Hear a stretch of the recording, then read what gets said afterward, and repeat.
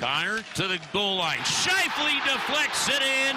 It goes off the stick of Ryan Suter and then off the back of Binnington. Circle it.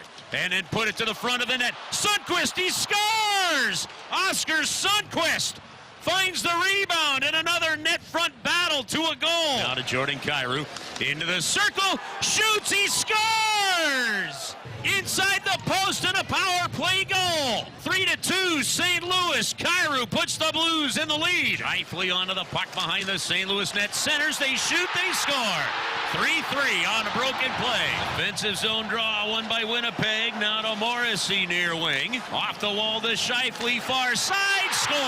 Kyle Connor. Set play, they wired it over for the one-timer and a no-doubter. Winnipeg leading 4-3 with 1:36 to go in Game 1. Game 1 goes to Winnipeg. They take a 1-0 series lead. A disappointing third for the Blues. Only 2 shots on net. Stage will be set for a Monday night game number 2. That's what it sounded like right here in your home of the Blues, 101 ESPN Saturday night as the Blues lose Game 1 5-3 against the Winnipeg Jets on the road. With Alex and T-Bone, I'm BK. It's BK and Ferrario here on 101 ESPN. All right, Alex, so I thought there were 2 different perspectives that I mostly heard coming out of the game on Saturday. One perspective is, man, Blues had it. They had it in their grasp. They went into the third period. They were up 3-2. All they had to do was lean on the Jets for one more period, close that thing out. They potentially go into game number 2, putting all of the pressure on Winnipeg, the way that all of us talked about on Friday, and they're feeling good coming into tonight's game after winning game number 1. They could not do that, obviously, but they played a pretty good first 40 minutes and then just lost it in the third. That's one perspective. Another perspective is Blues came out really hot early on in the game, didn't really play well the final 40 minutes at 5-on-5. The special teams is what kept them in it up until that third period. And then in the third period, you saw the better team prevail. They looked better. They figured something out with the Blues. And that's the way that the series is going to go for the remainder of this thing. I think there were multiple perspectives you could have on that opener in this series. What was yours, Alex? Mine was more along the lines of the open that you said. You missed a chance to really put this team behind the 8 ball, because I thought the Blues were the better team in the first period, specifically at even strength. The second period, you could start to see Winnipeg get their opportunities. But look, the Blues still had a couple of grade A scoring chances, including 2 breakaways, one by Jordan Kyrou that they missed. And that Kyrou goal could have been a 4-2 lead going into the third period. To me, that third period looked a lot like the Blues being unsure of what this specific position feels like, to where you've got the lead, 1 goal in the playoffs in that type of environment. And it also felt a lot like the Blues they put so much of an emphasis on those first 2 periods of being the physical team, being the physical presence, and just hitting Winnipeg every chance you get, that they looked a little gassed. They looked a little gassed in that third period, because you were talking about 48 hits in the first 2 periods. So big picture-wise, I thought the Blues came out of that game 1 feeling good about themselves. As like, look, we could go toe-to-toe with this team in a President. I mean, they're a President's Trophy team, and we just went toe-to-toe with them with the exclusion of that third period. And the other factor into it was we've got to find a happy medium between the physical play that we want to provide and getting back to the style of hockey that they were trying to play with. But overall, I felt pretty good about the Blues coming out of that one. It sucks you lost. This was one of those games you might look back on if you get bounced in 5 and say, man, you would have had game 1. You really would have had a difference maker. But you go into game 2 now with a little bit more of understanding of what Winnipeg can do and where their strengths are at. You're going to have to save some of that energy tank once you get into the third period, whether you're down by a goal, tied, or up by a goal. T-Bone, how'd you see it? I'm curious your perspective on this one. Yeah, I saw it as a young team making kind of mistakes and not knowing where they're at when it comes to the playoffs, right? I think they can hang around with the Winnipeg Jets. I think they proved that over the weekend in game number 1. I think it was a little bit too much of, hey, we wore ourselves out through the first 2 periods, and you take too many dumb mistakes from guys that haven't been in the playoffs. Jake Neighbors goes to the penalty box, leads to a goal. Zach Bolduc takes away a minute on a power play, doesn't end up leading to a goal, if I remember correctly. No, but that it took away all the momentum. Was the turning point of the game. Exactly. Yeah. You were on the penalty kill early in the third. It was momentum. It was just the young mistakes from them, not the lack of playoff experience, not keeping your cool when you get frustrated, when you get drilled into the boards like Bolduc did.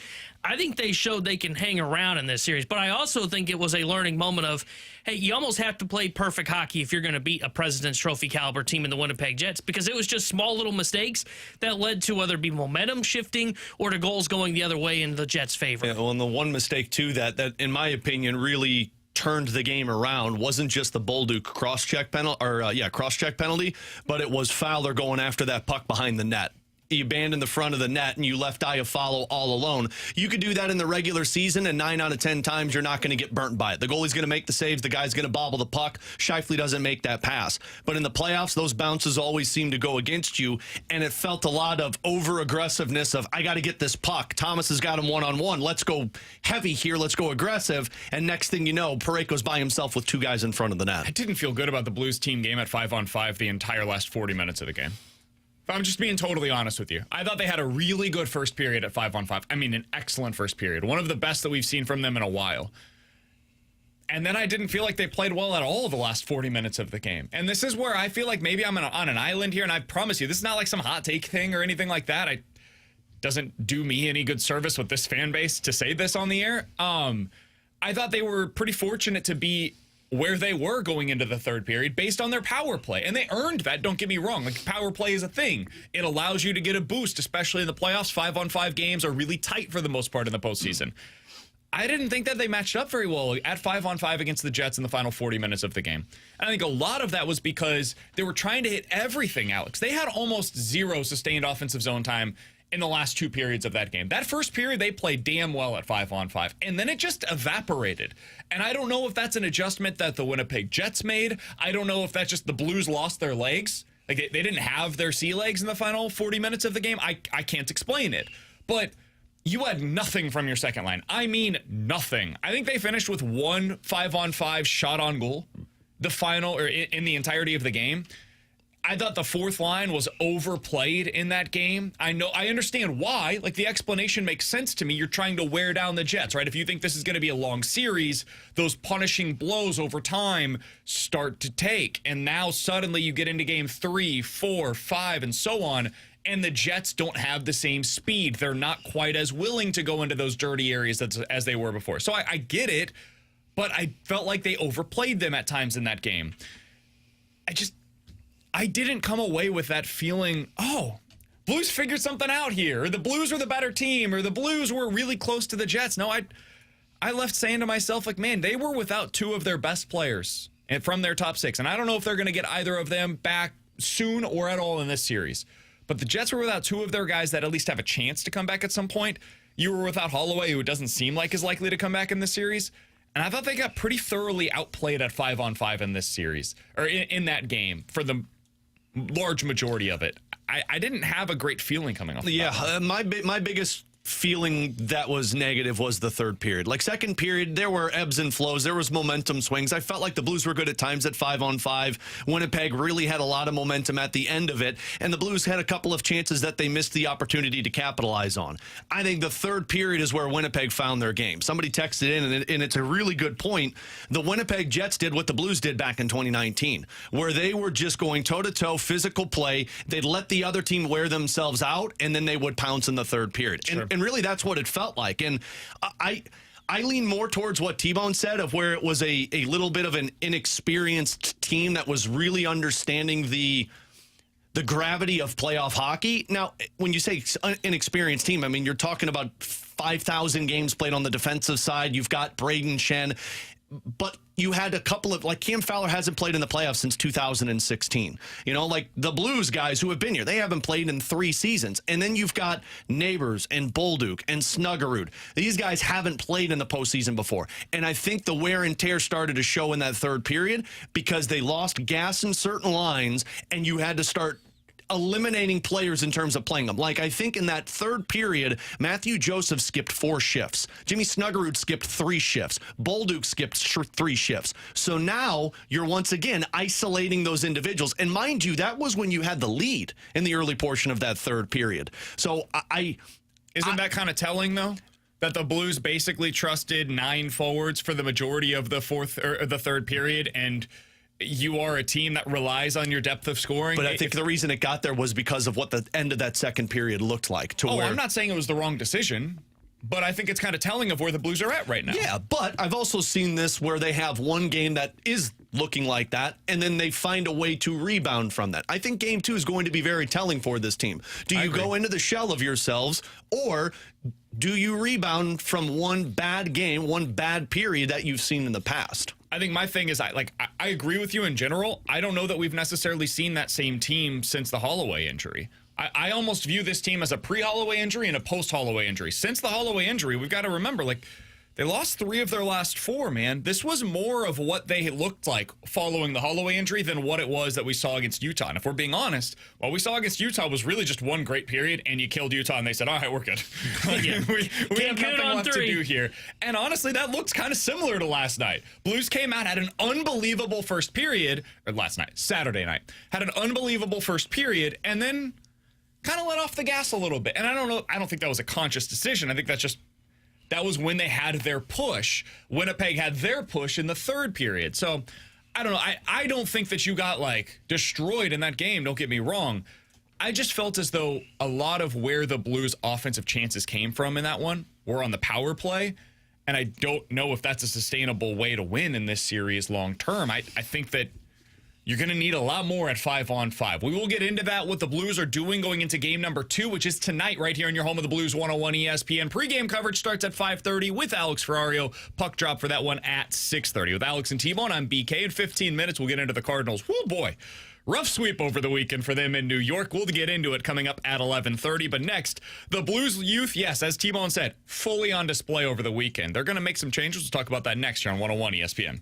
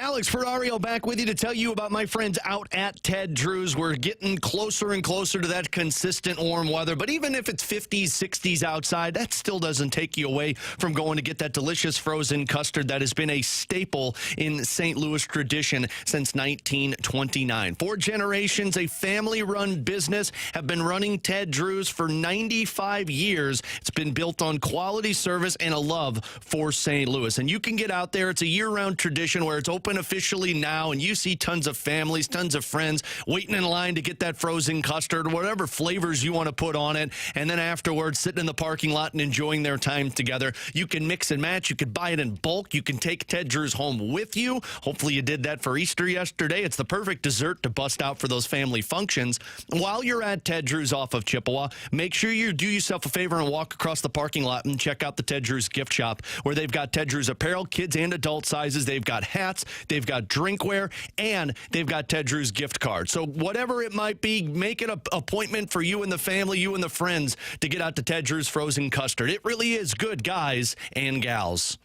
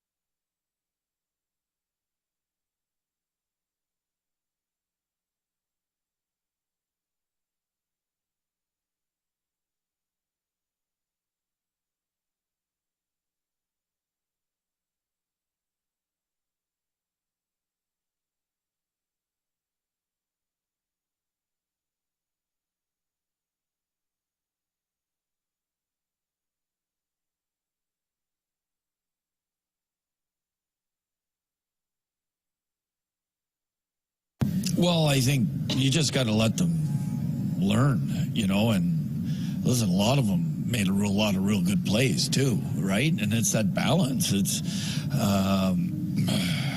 a balance of learning the needed desperation that you need, and we had it, I thought, in the beginning of the game. I didn't think we had it at the end of the game, and that's just a learning curve of staying with your game plan, being on the road in the Stanley Cup playoffs. That was Jim Montgomery yesterday talking about the Blues youth, which was on display in game number 1 of this series with Alex and T-Bone on BK. Alex, they are making a change to their lineup going into tonight's game number 2.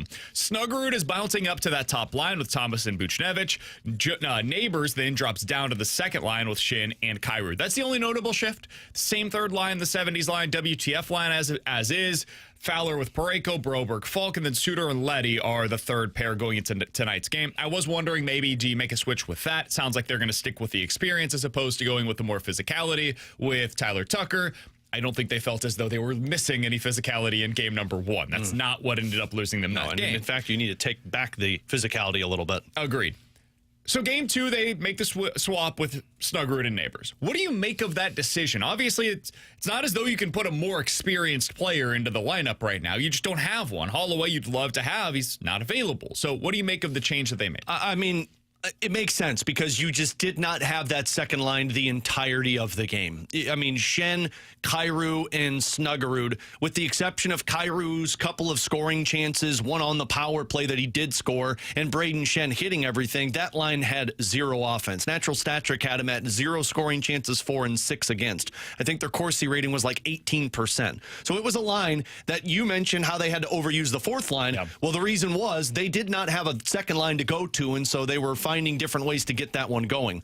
Do I like Snuggerud being on the top line with Pavel Buchnevich? Not especially, because that's going to be the matchup. That's going to be the matchup that Winnipeg sees and says, good, let's get Scheifele, Connor, and Iafallo out there because we can exploit that younger player.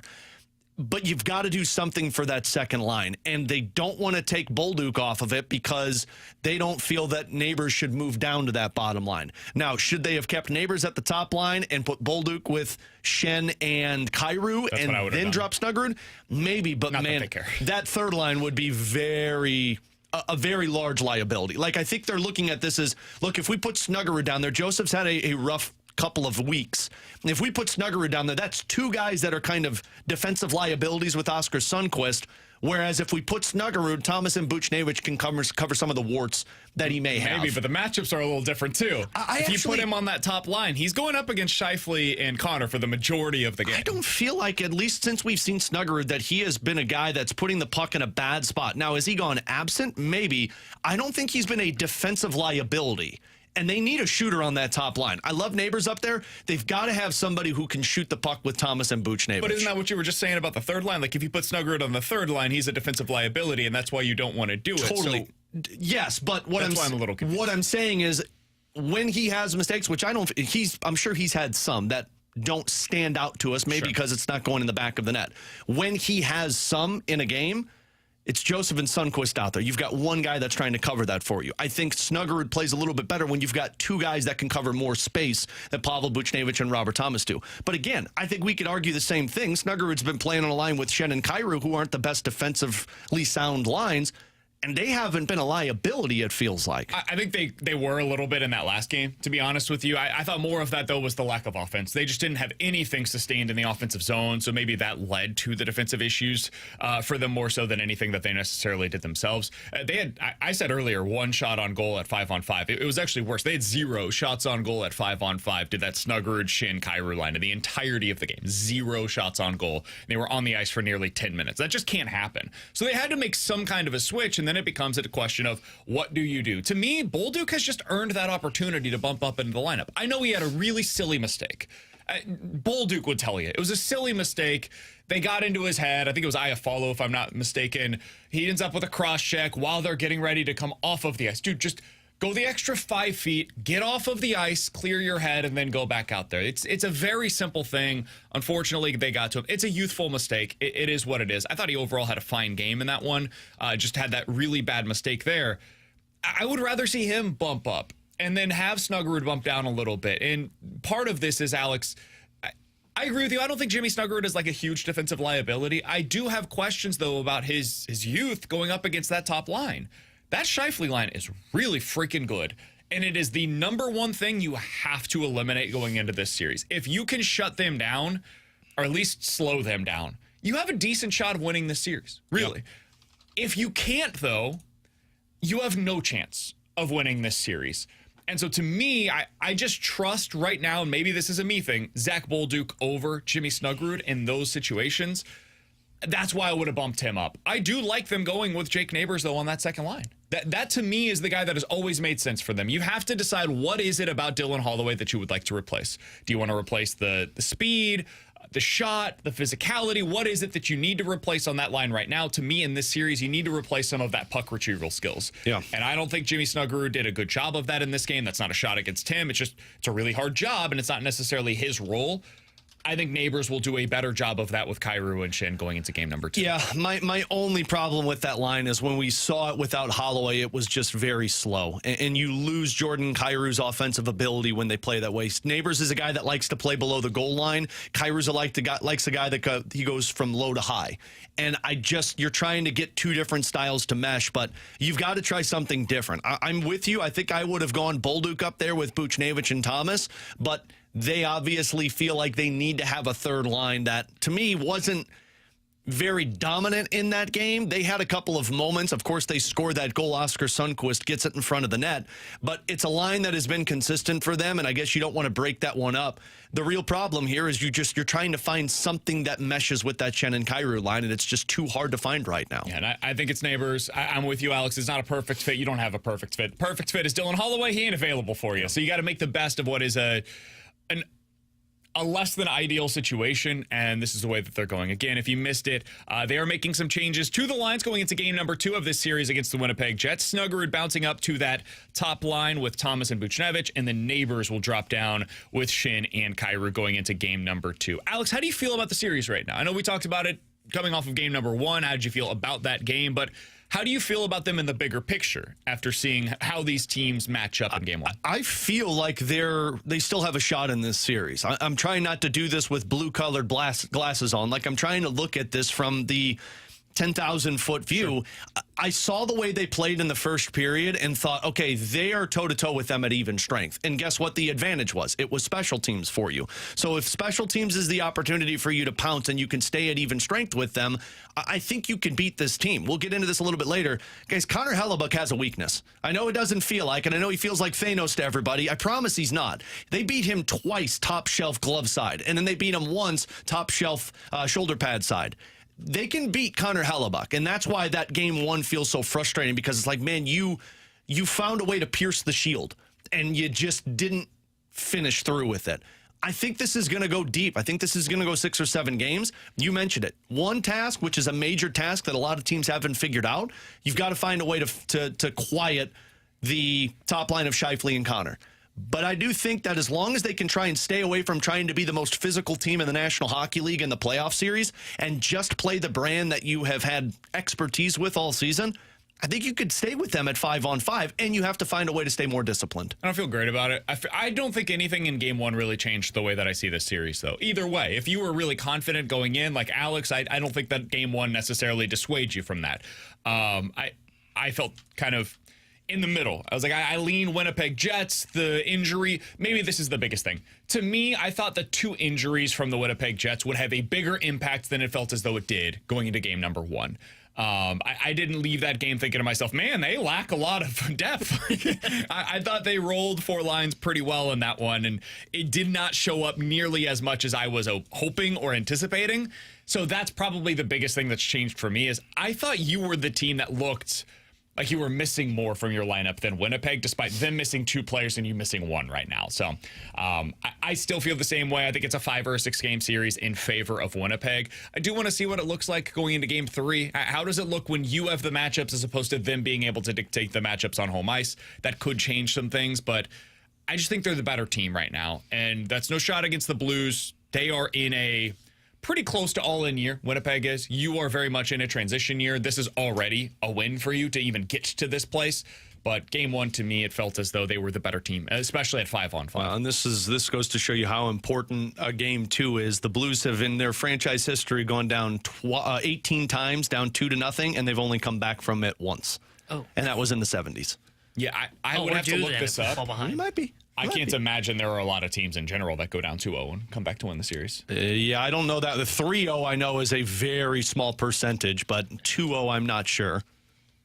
I wouldn't think it'd be very, very good. But it's better than I don't know whatever you just said, 1-17. I think 2-0 is probably better than you'd think, because even the Blues, they were up 2-0 in 2019, and then they lost 2 in a row on home ice. So, I think you can even up the series when you're down 2-0. When you go down 3-0, that's the problem. Yeah, that's when it's over. 3-0 is definitely the nail in the coffin. Yeah, but I also think it should tell you that for how many times this Blues team has been in the playoffs since 1967, and they've only trailed 2-0 in a series 18 times, typically don't go down that way very often. Ever since the NHL went back to a best-of-7 series, only 5 teams have come back from being down 2-0 to win the Stanley Cup. So that's in the Stanley Cup. That's the Stanley Cup. Not to win the series. The rest of it. Yeah. The last one to do so, for what it's worth, was the 2011 Boston Bruins in the Stanley Cup. And I think they were down actually 3-0, if I'm not mistaken, in one of those series. Any series up 2-0 in the series, here we go. 87% of the time they go on to win. 87%. Yeah. Wow, that is higher than I would have thought, because like I said, I've hard seen to make up 2 games. I've seen teams do it, but yeah, I guess it's a lower number. All right, no pressure, but tonight feels like a must-win. I hate to throw that out there, but it feels like a must-win. Nah, you can win 2 at home. Yeah, home games that go up 2-0 in the series win 89% of the time. Oh. Yeah. It's really hard to come back. I don't like the odds of that. It's really hard to come back. All right. He's Alex. That's T-Bone. I'm BK. BK and Ferrario here on 101 ESPN. Coming up in 15 minutes, we'll get into questions and answers. 314-399-9646 is the Air Comfort Service text line. Katie Wu joins us at 12 o'clock. Chairman of the St. Louis Blues, Tom Stillman, will join us at 12:30. But next, we got to talk about the Cardinals. They got swept in New York, and they got swept because New York's a good team, and the Cardinals are not. We'll talk about it next here on 101 ESPN.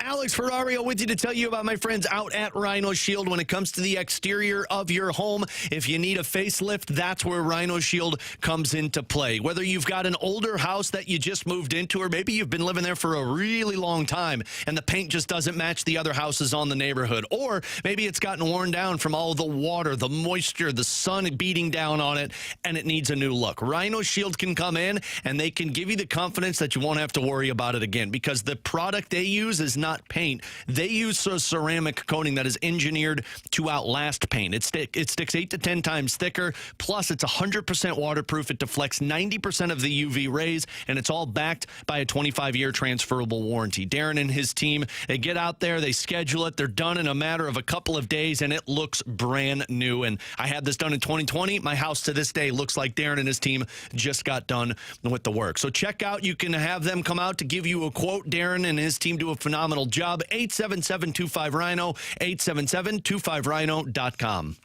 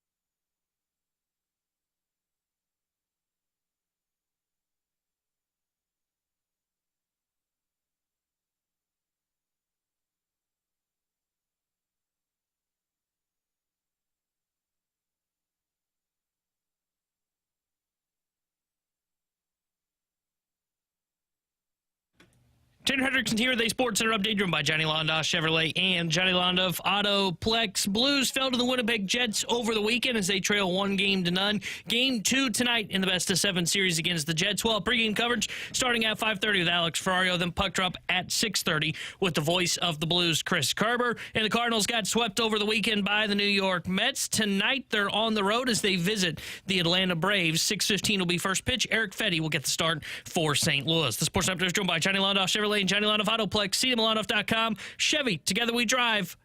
Are you kidding me?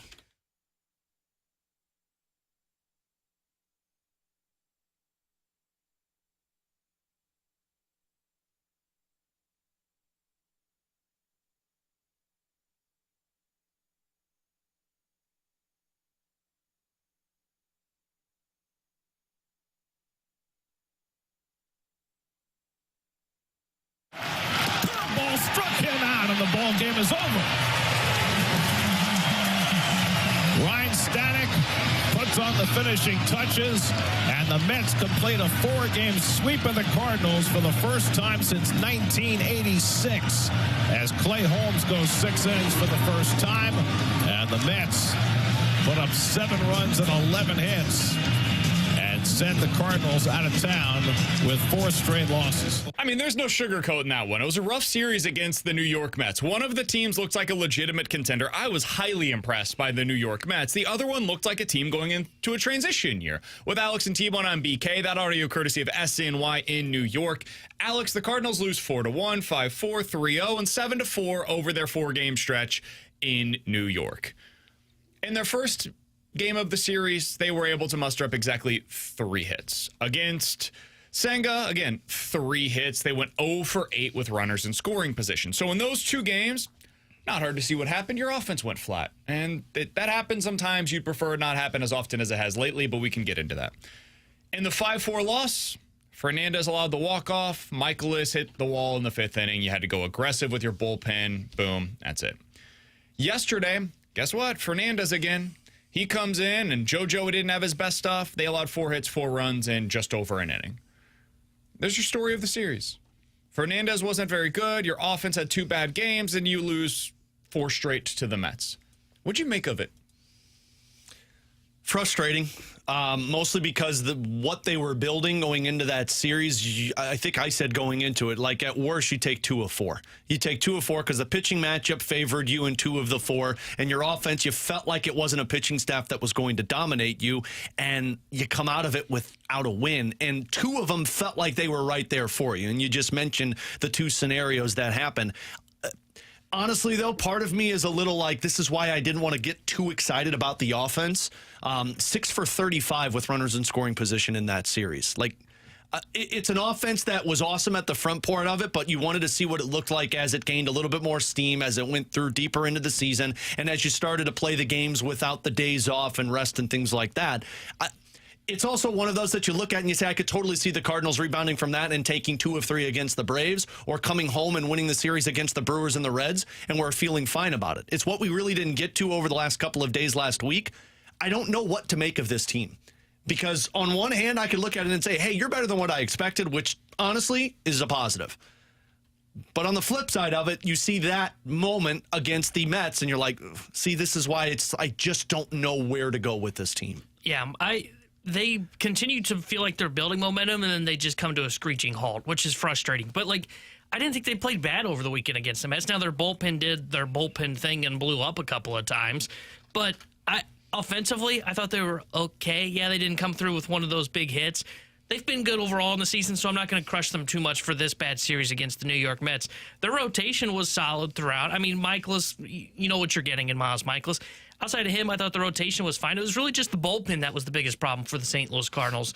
They had 2 big mistakes from Ryan Fernandez that cost them 2 games there, including the walk-off to Lindor early on in the series. So I think they're in an okay spot. We'll see how they look against the Atlanta Braves. I underestimated the Mets starting pitching. I thought they'd be able to hit those guys because I don't believe in what they're doing. Look, man, tip your cap. They were great in that series, and their bullpen is electric. The Mets just look like a playoff team. The Cardinals in that series did not. They looked like a team that's young, that made a couple of mistakes and just couldn't come through with the big hit when necessary. Yeah, so I've seen a lot of people bring up the offense since the Pirates series. I think there's two ways to look at this. One, you've gone up against some, and I'm not using this as an excuse. I'm trying to explain the performance, not excuse it.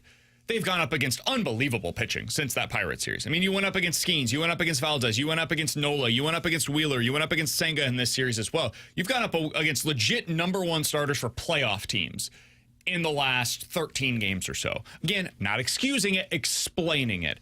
And in that stretch, you've hit .230, you've got on base 29% of the time, and your slugging percentage is .337. The batting average a little lower than you'd like, but it's not terrible. .230 is about league average right now, which is crazy, but it's the reality. On base percentage is definitely lower than you'd like for a team that should be winning with the on base percentage. What really has gone wrong is your slug has disappeared. And that's not hard to foresee, man. They are without Ivan Herrera right now. Wilson Contreras is not hitting for any kind of power, and Nolan Arenado's not hitting for any kind of power. All right, where's that right-handed thump coming from? And Nolan Gorman hasn't really hit for power since coming back from the injured list. So this is a team that we knew coming into the season lacked a little bit of that slugging percentage, and that presence has not been in the lineup, and it also is really hard to slug against these opposing legitimate #1 starters. I would also say this, and this is just like a non-Cardinals take, I was highly impressed by the Mets.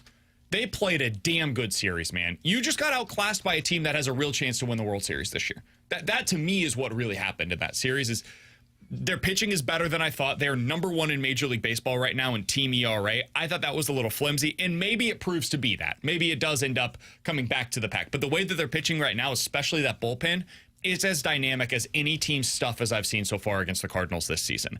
That Mets team is really good. And the Lindor, Soto, Alonso, Good luck. that's better than what the Yankees had last year. And Judge and Soto was unbelievable. That's better than what the Mets have. The Mets have a deeper lineup than what than the Yankees had to offer last year. So part of this, I think, is just you went up against a damn good baseball team that right now you can make an argument between them, the Padres, and the Dodgers. One of those three is probably the best teams in baseball right now. A lot of people are bringing it up, and I don't know what to make of it, so maybe you guys do. What do you make of them being 1-9 on the road? It's weird. Because, that's really my thing right now. Boston was a weird series. Pittsburgh, you lost that game in extras, which would have changed things a little bit, and then you lost 4 straight against a great team in New York. So I don't make too much of it right now, but it is weird. The White Sox are 1-8 on the road. The Braves are 2-11 on the road, and then the Cardinals are 1-9, and the Rockies are 1-11. I look at the Braves and I look at the Cardinals. I'm like, oh, what's going on here? But it makes sense because we looked at the Braves at the beginning of this season and thinking wait, what's going on here? Yep. And now It's you're weird. looking at the Cardinals. Yeah. I don't know what to make of it because to me it's just a fluky stat right now. I'll make more of it if it really continues. And when I mean really continues, I'm not saying drop 2 or 3 to the Braves. I mean they really are losing on the road and are well below 500 by the time we get to the end of May. Because some good teams in Cardinals history have started off bad like this before. Bernie Miklasz had the number over the weekend. The worst team was the 1960 Cardinals, who started 0-10 and they finished the year 86, 68, and 1. The 85 team was 1-9. They won 101 games and won the NL pennant. So I don't think they're that kind of team. But that just goes to show you this is kind of a weird, fluky start for them on the road. And they've been against outside Pirates. Pretty good teams. I think Boston's going to win the AL East, and I think that Mets team's going to win the NL East. So. And on top of that, they've been some close games. Sure. Some of these you had the Boston game in extras where Helsley comes into the game. You're up 4-2. You lose it in 10 innings.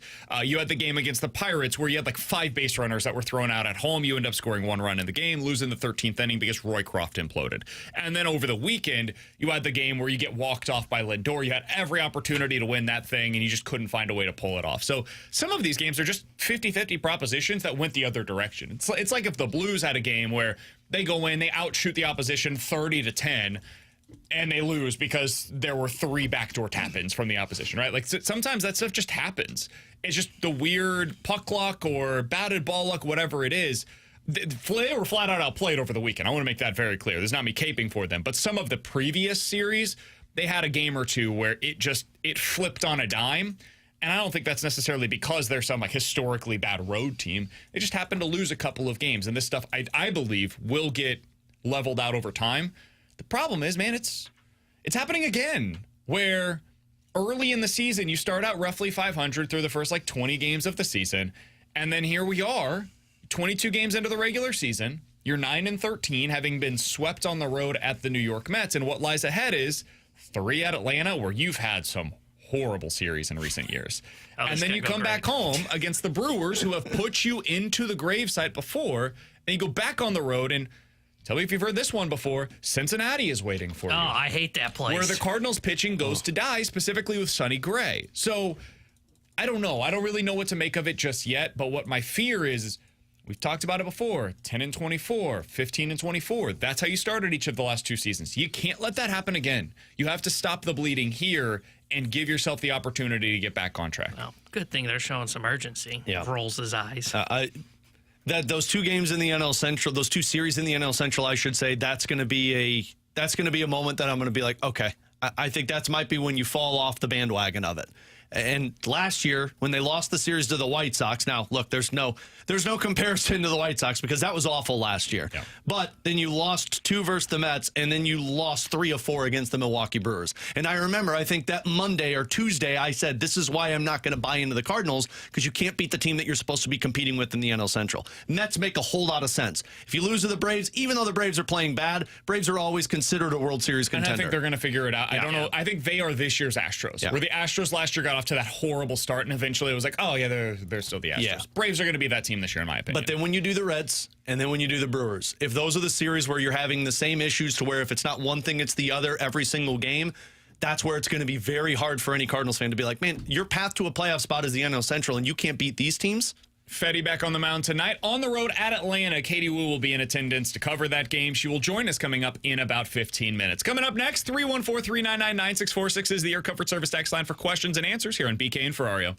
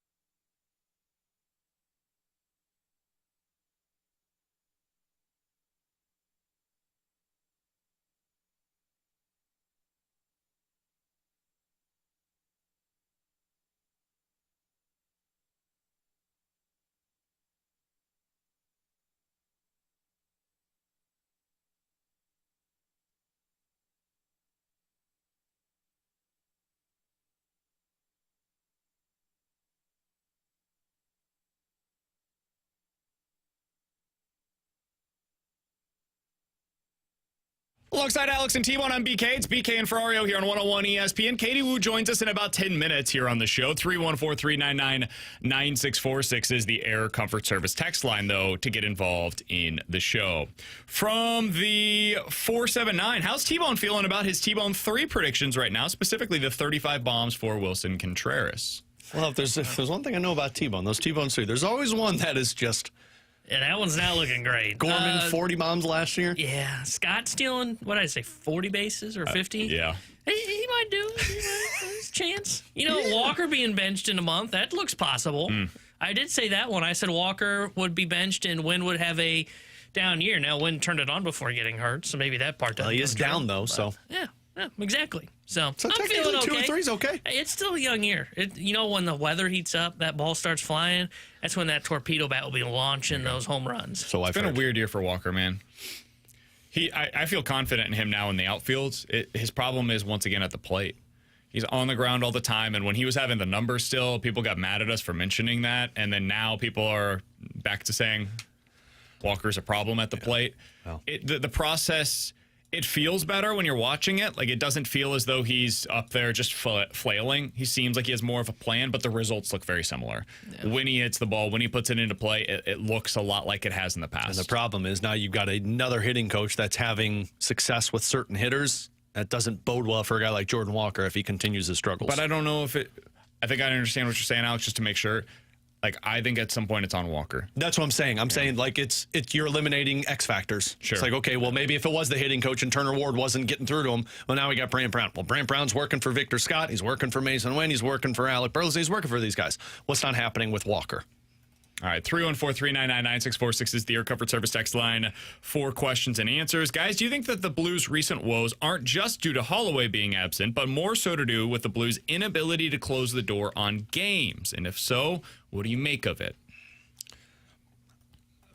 I don't think Holloway is the reason they're not closing games. Holloway's one of the guys that are on the ice. That's what they're saying. He's saying it's not about them missing Dylan Holloway. Okay, it's about they have had a problem closing out games. And if so, what do you make of their issues closing out the games? For the longest time when it was happening in that 12-game win streak where they were giving up goals late and then having to win in overtime, remember Jim Montgomery even said, and I forget which postgame it was, I think it was the Red Wings one, where he said, I don't like the fact we gave up that goal to force overtime and us having to win there. That to me was like, okay, you don't have Colton Parayko. And Colton Parayko is the closer in those situations, right? He's the guy that's out there for a good 2 minutes. He's the big body that keeps things away. Now you've got Parayko back and you're still struggling to close out games. I think that's the learning process. I think that's the learning process of certain guys understanding what has to happen in games late in hockey, and that's just what you're going to get over time. I can't pinpoint one specific thing other than you're just seeing other teams create plays and the Blues aren't capitalizing on killing those plays. Yeah, I don't know what to make of it, because I was with you originally thinking it was hey, they just don't have Parayko. You mentioned he's like a closer. I don't know what to make of it. And I don't know if it's really youth, because when I think about the guys that you're sending over the boards, when it's time for those closing out situations, it's not like Bolduc's going out there all the time. Thomas, it's not like Sundqvist, it's Buchnevich. Yeah, so I don't know what to make of them not being able to close out these games. Some of it has been the inability to get the puck out of the zone. Like, there have been times that they just don't clear it.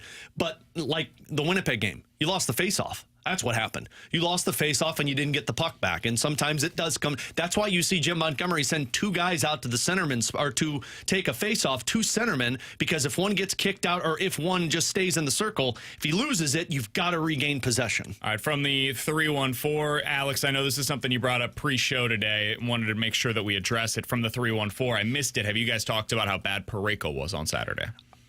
Again, this could be me with my blue-colored glasses on. I didn't feel like Parayko had an awful game that people are insinuating. There were a couple of plays that he didn't get the puck out of the zone and turn it over, which, I mean, those are going to happen. I've seen that happen for about 7 different guys in certain games. I had a couple of people on our postgame show up on YouTube that were commenting like, oh, he wasn't boxing out.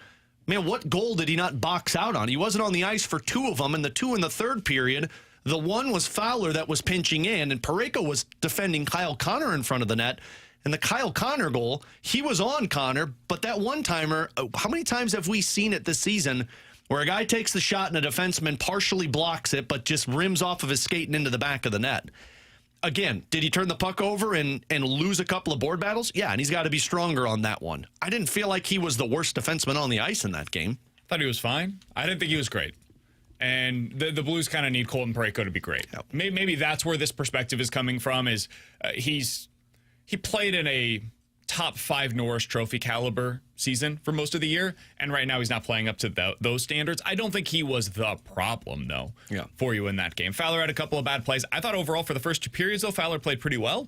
And then in the third period, he had a bad one. But the entire team had a bad third period. I was going to say, I think we're talking about the third period, Parayko having a rough game, and I could say that for about 12 other players that were in that one. Yeah, and didn't play well. Let's also remember, Parayko missed, a month? Yep. You're going to get some growing pains when you come back from the injuries. It's the same with Robert Thomas. Even Joey said it on pregame. Thomas does not look 100%.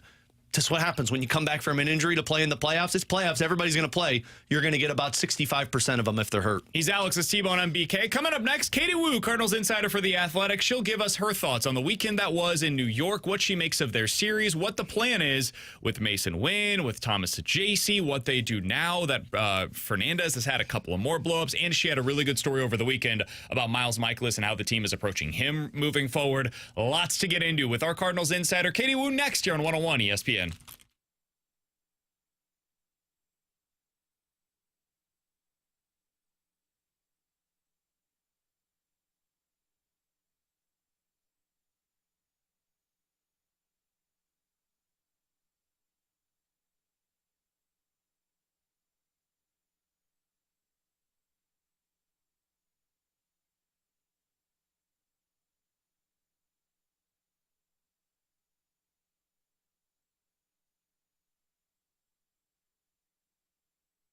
Alex Ferrario back with you to tell you about Classic Air Care, who is here to help you for the spring season. I got a text message from them earlier today talking about a special spring offer that they have available to people. If you're in the market for a new HVAC system, well, now's the time to do it, because when you install a new HVAC system with Classic Air Care, the furnace is free and supplies last on this one, so you need to check out the ability to purchase a new HVAC system. I know my sister just had hers go down over this past week. They had 2 units that just went kaput and they needed a new motor, and instead they get Classic Air Care to come out to check out and basically explain to them, look, you could do a new motor, but you're going to be spending close to what you're going to be spending when it comes to purchasing a new HVAC system. They've got financing options available for you if you are in the market to purchase a new one, and you could do a free estimate tool that they have on their website to find out what it's going to cost for that HVAC system. Plus, there's also the maintenance agreement that you can sign up for with Classic Air Care. I've been using them since 2016. They've been a part of the Ferrario family for a long time. Schedule online. Tell them Alex Ferrario sent you.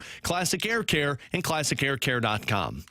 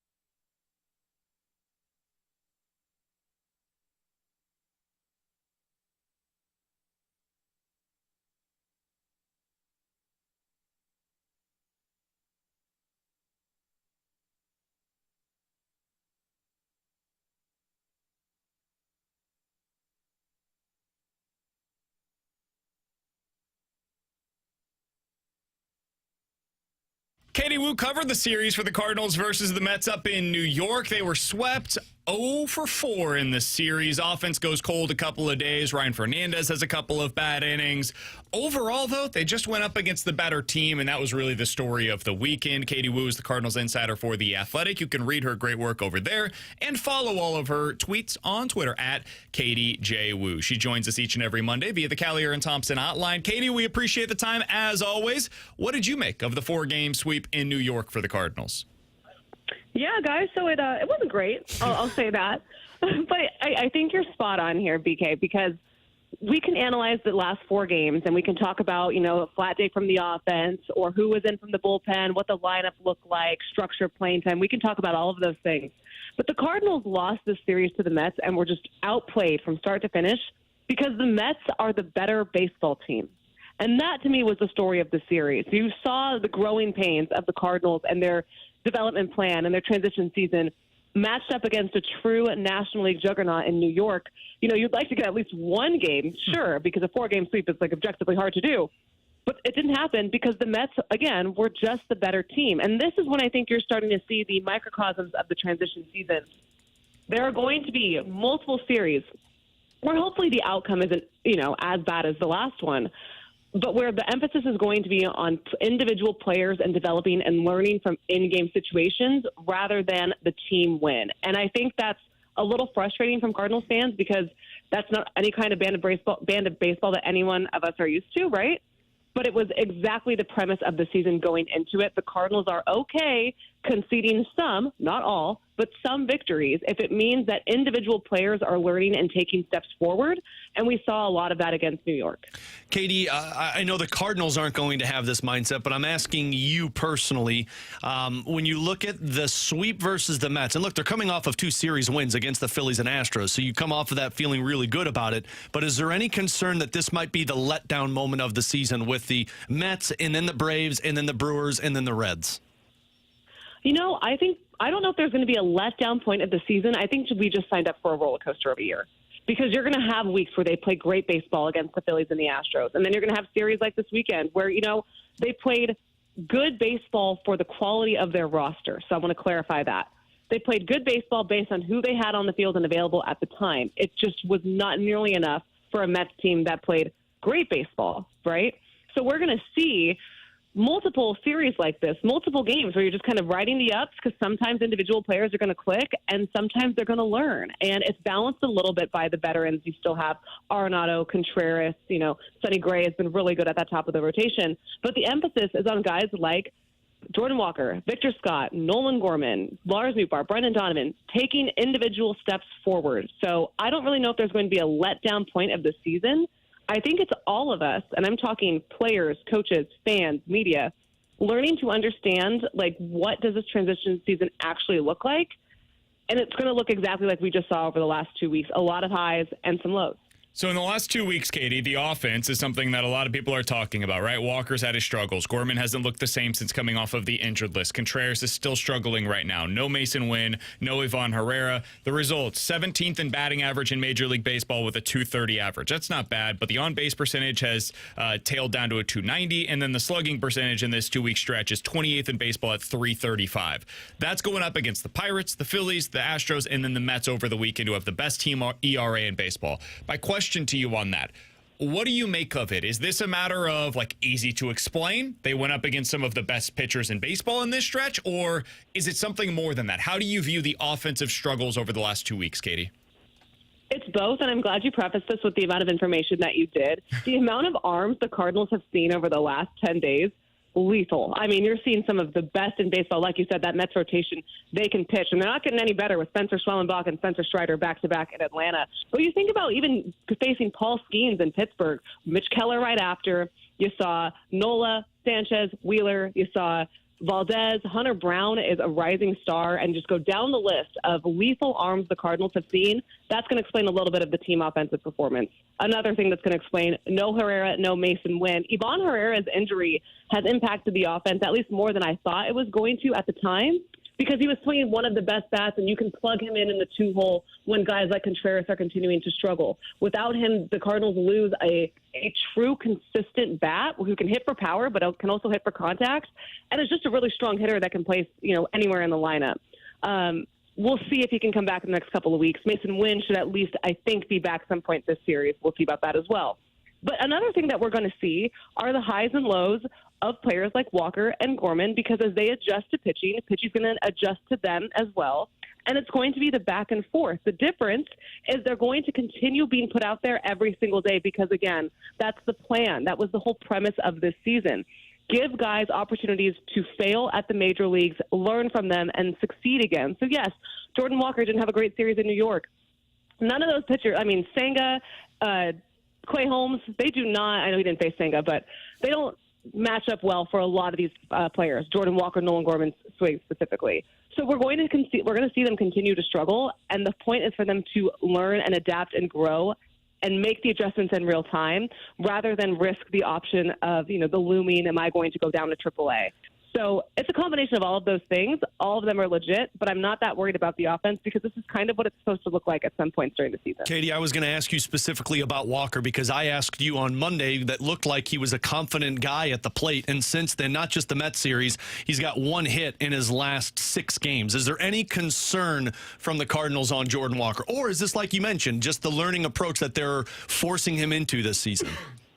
No, it's the learning approach. This is exactly it. Look, as much as we want players like take your pick to come out and perform Brendan Donovan-esque numbers every day, they are going to struggle at times. They are still young. They are still adjusting to the game. This is the point. And I think it's frustrating because as Cardinals fans, you're conditioned to accept a certain standard of baseball and a certain standard of wins. And this year, how they're operating and getting there has changed across the board. I wrote about it in The Athletic this morning, how Ollie Marmol himself, coming into spring training, had to completely change his managerial approach because the desires and the goals of this season are so much different than seasons prior. Is it the right thing to do for the Cardinals long term? Yes. Is it frustrating right now for the short term? Absolutely. But we're going to continue. I don't really see any concerns over a week-long slump. That's going to happen. What I would be concerned about is if the Cardinals are contemplating optioning any of those players down after a week-long slump. I agree with the opportunities to keep running them out there. Same with guys on the pitching side like Ryan Fernandez. They have to know how to adjust, or otherwise we're just going to be stuck in this perpetual cycle. I know it's not the brand of baseball Cardinals fans are used to, and it's going to require a bunch of understanding and maybe, like, for me at least, I've had to tweak how I evaluate the team as well. So it's a process. I'm not saying it's great, but it's exactly what was advertised coming into the season. Katie Wu is our guest here on 101 ESPN. You could read her work over at The Athletic and follow her on Twitter at Katie J. Wu. Katie, you mentioned earlier that Mason Wynn might be ready at some point in this series. They've got a decision to make if and when that is possible. Thomas Saggese has played in 4 of the last 5 games. He has played very well since getting the opportunity to come up here to the big league level, at least with his bat. There have been moments on the base paths that aren't obviously what you would want, but he's been really a pleasant surprise at the plate. What do you do when Mason Wynn returns? Do you just send him right back down, Thomas Saggese, or do you make a different move and then make things more complicated for playing time? I like this question, and I like what we see from Saggy, if you will. I was really against that nickname that they gave him. Hold on, Katie. No. That's his nickname? That's his nickname, Saggy. Okay. Oh, but God. the more I say it, the more I like it. No. Please, no. Who gave I him hated that? it at first. We need to talk to Saggese. Saggese. That cannot. It's not even pronounced Saggese. It's Saggese. It should be like Seiji or something. No, they went with Saggy. That's the full name. The full name is Saggy T. But Oh, wait. they mainly That's just even went Saggy. worse. Saggy T? Okay, there. We're not. I know, but there's so many double meanings Go ahead, behind Katie. this. Go ahead. Anyway, back to the question. Hey, let's talk Saggy T.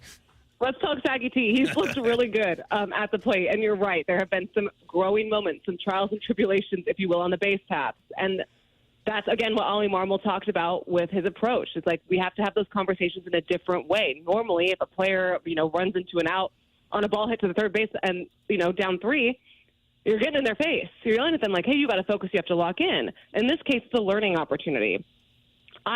This is my speculation, and I don't know when Mason Wynn is coming up, but he is eligible to come up on Tuesday.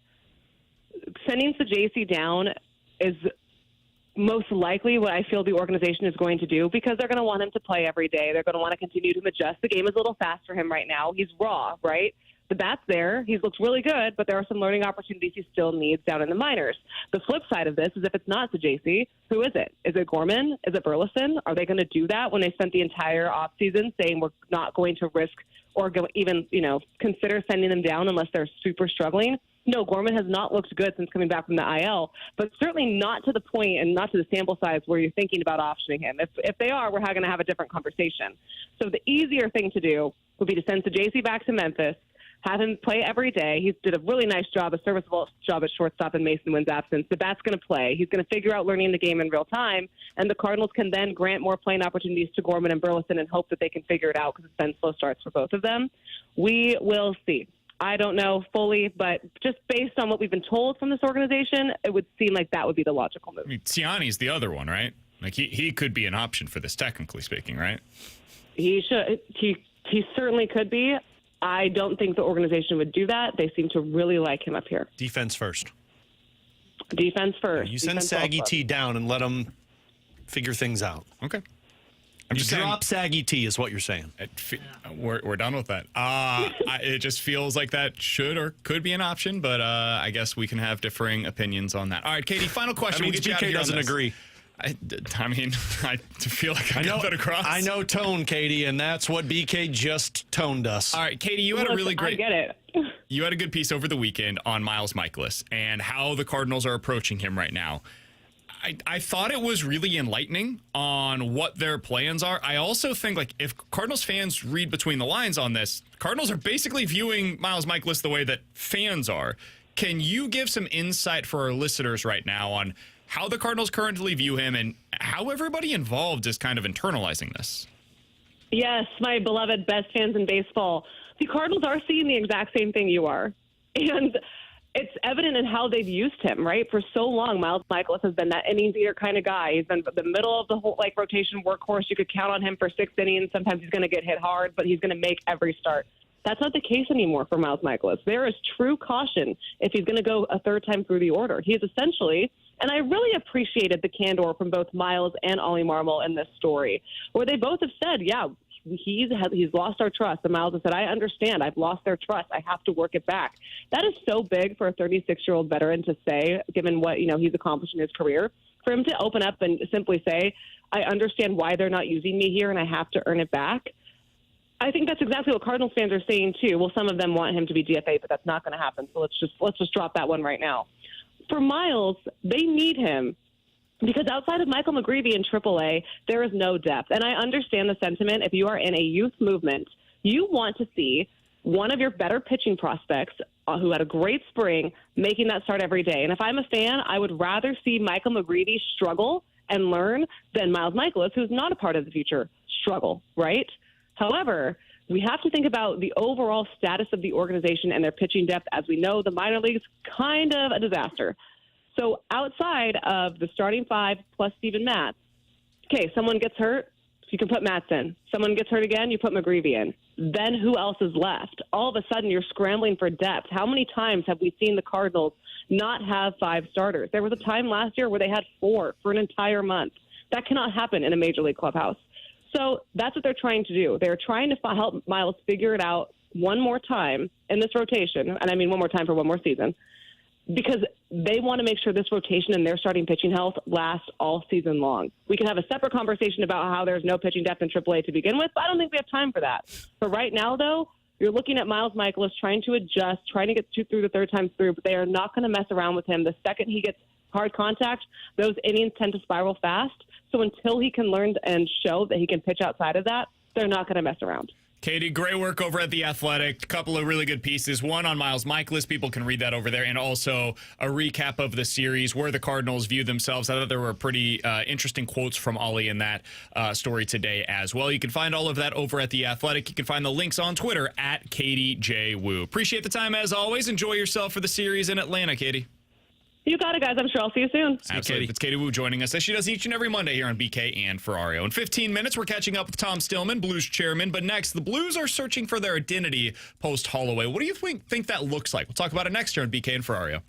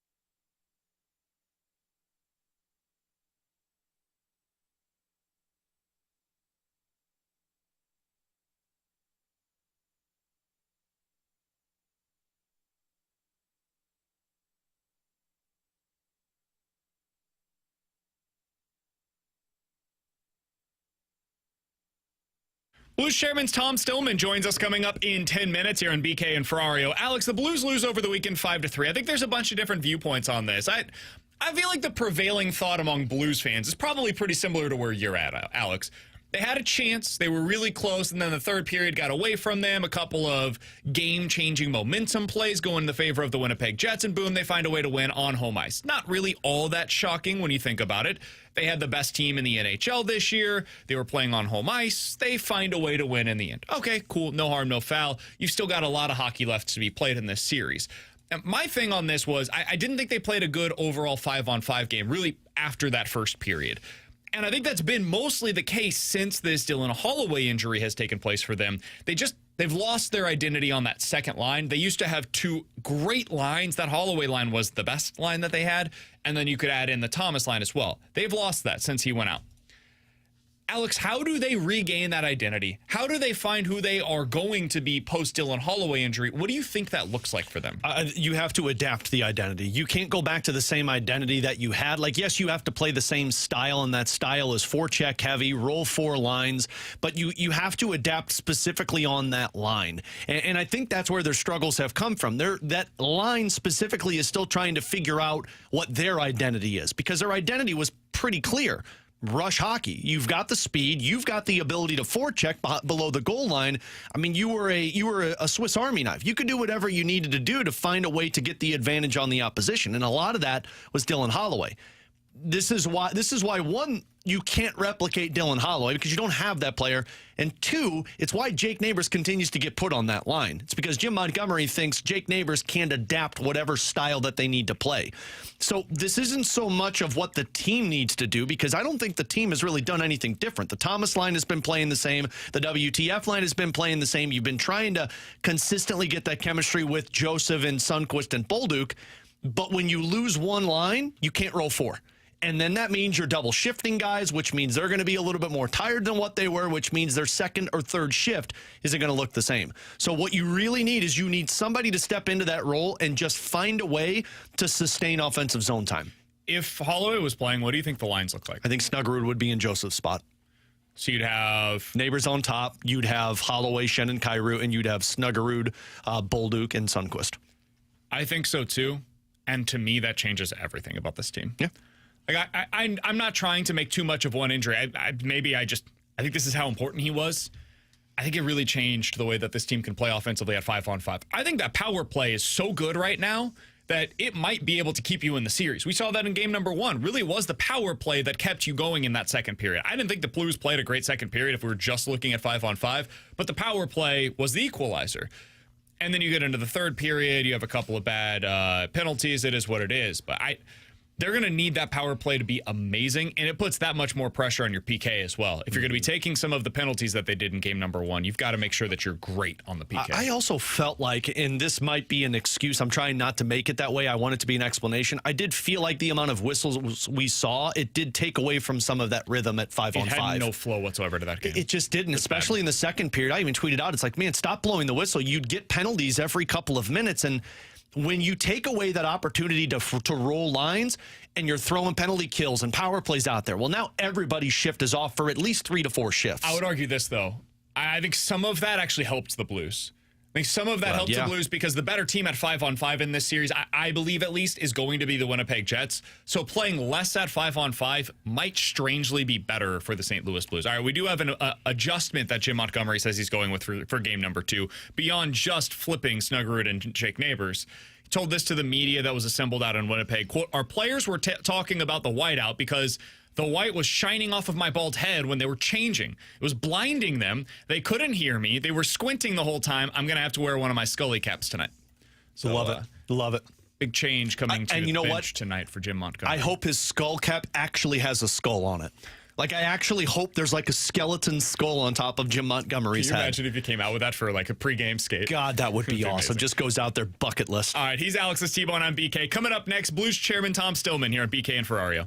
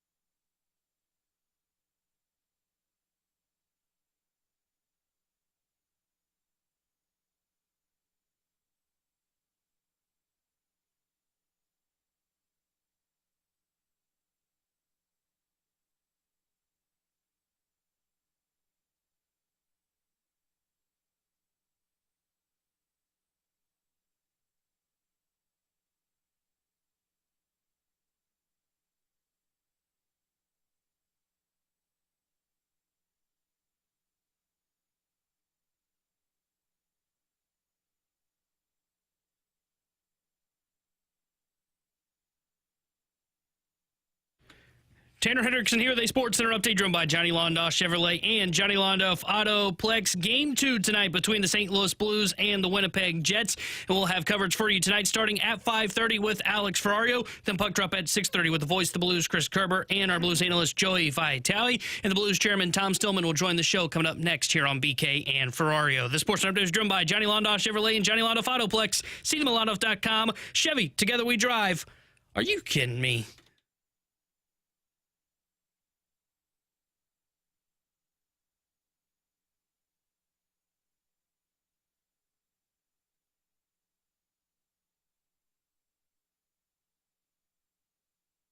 Alongside Alex Ferrario and Tanner Hendrickson, I'm Brandon Kiley. Happy to go out to the Collier and Thompson hotline to be joined by the Blues chairman, Tom Stillman, here on BK and Ferrario. Blues back in action tonight against the Winnipeg Jets. Game 2 of the Western Conference first round series right here in your home of the Blues 101 ESPN. Tom, we appreciate the time. Thank you so much for joining us ahead of tonight's game. Did want to ask you for your perspective on this run that got the Blues into the playoffs. At what point did you think this team had a real chance to be where they are right now? I guess, I was still hopeful before the streak, but once you get into that streak, I don't know what it is, 4 or 5 games, you start to, develop some trust that this team is going to play like this every time out. May win or not, but, they have now developed a track record that, and it looks like they're going to keep it up. So, somewhere in there, you start to think, well, all these predictions of doom and how difficult we're going to be, they were correct. It was difficult, but the guys did it. Tom, I am curious for somebody who has missed the playoffs the last couple of years. You were in attendance for game number 1. What was that feeling like for you to see the team back in the playoffs for the first time in 3 seasons? It was great. There's something in the National Hockey League, and you wake up and it's the day of game 1, or in this case you're flying to the other city to start the series the day before. Just a very different atmosphere of excitement and anticipation, and so it's exciting to be back in that. Tom, you've mentioned, along with Doug Armstrong in our conversations with him as well, you guys had a plan to see this thing through, and you weren't deviating from the plan. You weren't going to do what some other teams, I won't have to mention them with you, but some other teams in the NHL have done, where they go out and sign expensive older veterans necessarily to microwave what is going to be a long-term build. You guys stuck to it. In this offseason, you got aggressive, and then you bring in Cam Fowler this year. Is this what you thought the plan would ultimately look like? Are you ahead of schedule? How did this compare to what your guys' plans were throughout? In a general way, this is what we were aiming at. Being on those 2 tracks, retooling, getting younger and building for the future, stocking up our prospect, improving our prospect pool, while at the same time trying to remain competitive, for the benefit of, the fans and the players that, are learning and coming along so that they play in a winning atmosphere. So, this is roughly the way we wanted it to go. You can't say, well, everything's exactly as we planned, and nothing ever is. But, I think, Doug and his team have just done some tremendous work. They've made, several key moves. Obviously, well before this season with, getting the first round draft choices and the prospects, but just even this year with the offer sheets and Fowler and bringing Monty in, a number of steps that have been, really critical. Tom, I don't know if I had the chance to ever ask you about that whole process, but what were those conversations like between you and Doug Armstrong about Jim Montgomery? Because it was a quick moving process when he was fired. I think it was 48 hours later, he was a member of the St. Louis Blues. Yeah, Doug called and about that. I can't remember for sure whether it was the day that Monty was fired or the morning after. I'm not sure, but it was quick, and it was soon rather. And even at that point, Doug had said, "Okay, I've done this and I've done that, and what do you think?" And so we were talking about it, while the body was still warm. What has Jim Montgomery brought to this team from your perspective?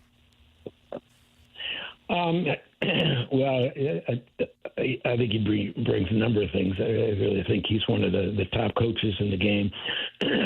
One, he brings in his view of how the game is to be played, its structure, and as he calls them, details and kind of non-negotiables and levels of effort.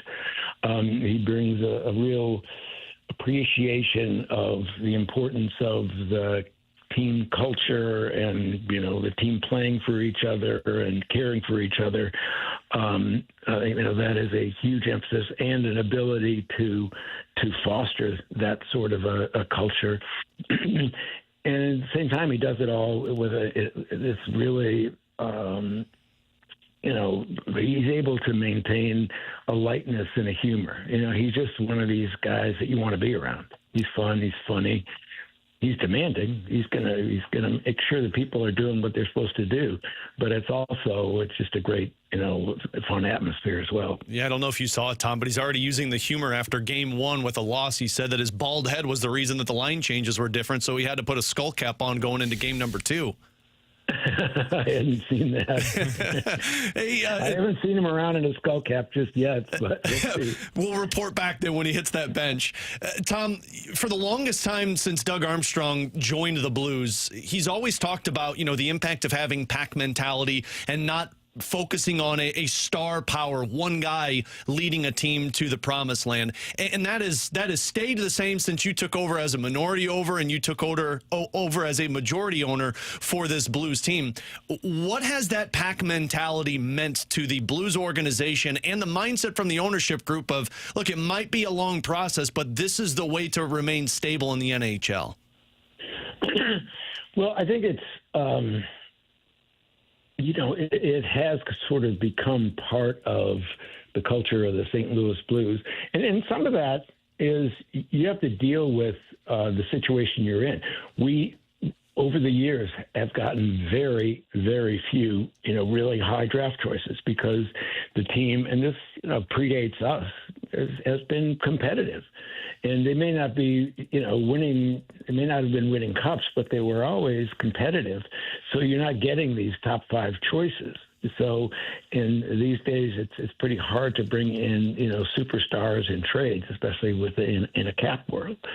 But at the same time, it also, in some ways, I think kind of reflects the culture of St. Louis, the Midwest, our city, is to kind of work as a team, work with a lot of energy and enthusiasm, don't back down, those sorts of things that kind of fit our kind of our local culture as well. Tom Stillman is our guest here on 101 ESPN for just another couple of minutes. He's the Blues chairman. Tom, it's hard for me not to recognize some of the similarities to where the Blues were at in the early 2010s, where they let go of Davis Payne and then Ken Hitchcock comes in as the new head coach. And that offseason was, I believe, when you officially were announced as the majority stakeholder for the Blues organization. They then went on a sustained run of having success with that core group of players. Does that feel similar to you, to what we are witnessing right now, where this could be the start of what is the next era of Blues winning hockey? Yeah, I think it could be. If I think back to those days, though, I think we had fewer young prospects either in the lineup or, likely to come in over the next couple of years. I think. I don't know how young the younger guys were on that team. I think not as young as a Bolduc or a Snuggerud or even a Neighbors, but it is, I hope similar in the sense that, we are now building something. We're building a base with stability of some, top veterans and leaders, while at the same time bringing along young guys to learn in a well-led winning culture.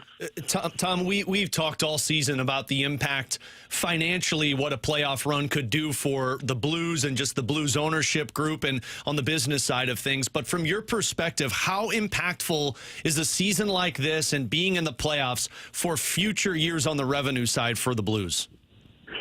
Well, it does. It does make a difference. Obviously, we get some increased revenue from the playoff games themselves, but it also has a follow-on effect with season tickets and sponsorship and all sorts of things, But so it gets people fired up about having season tickets, getting suites, things like that.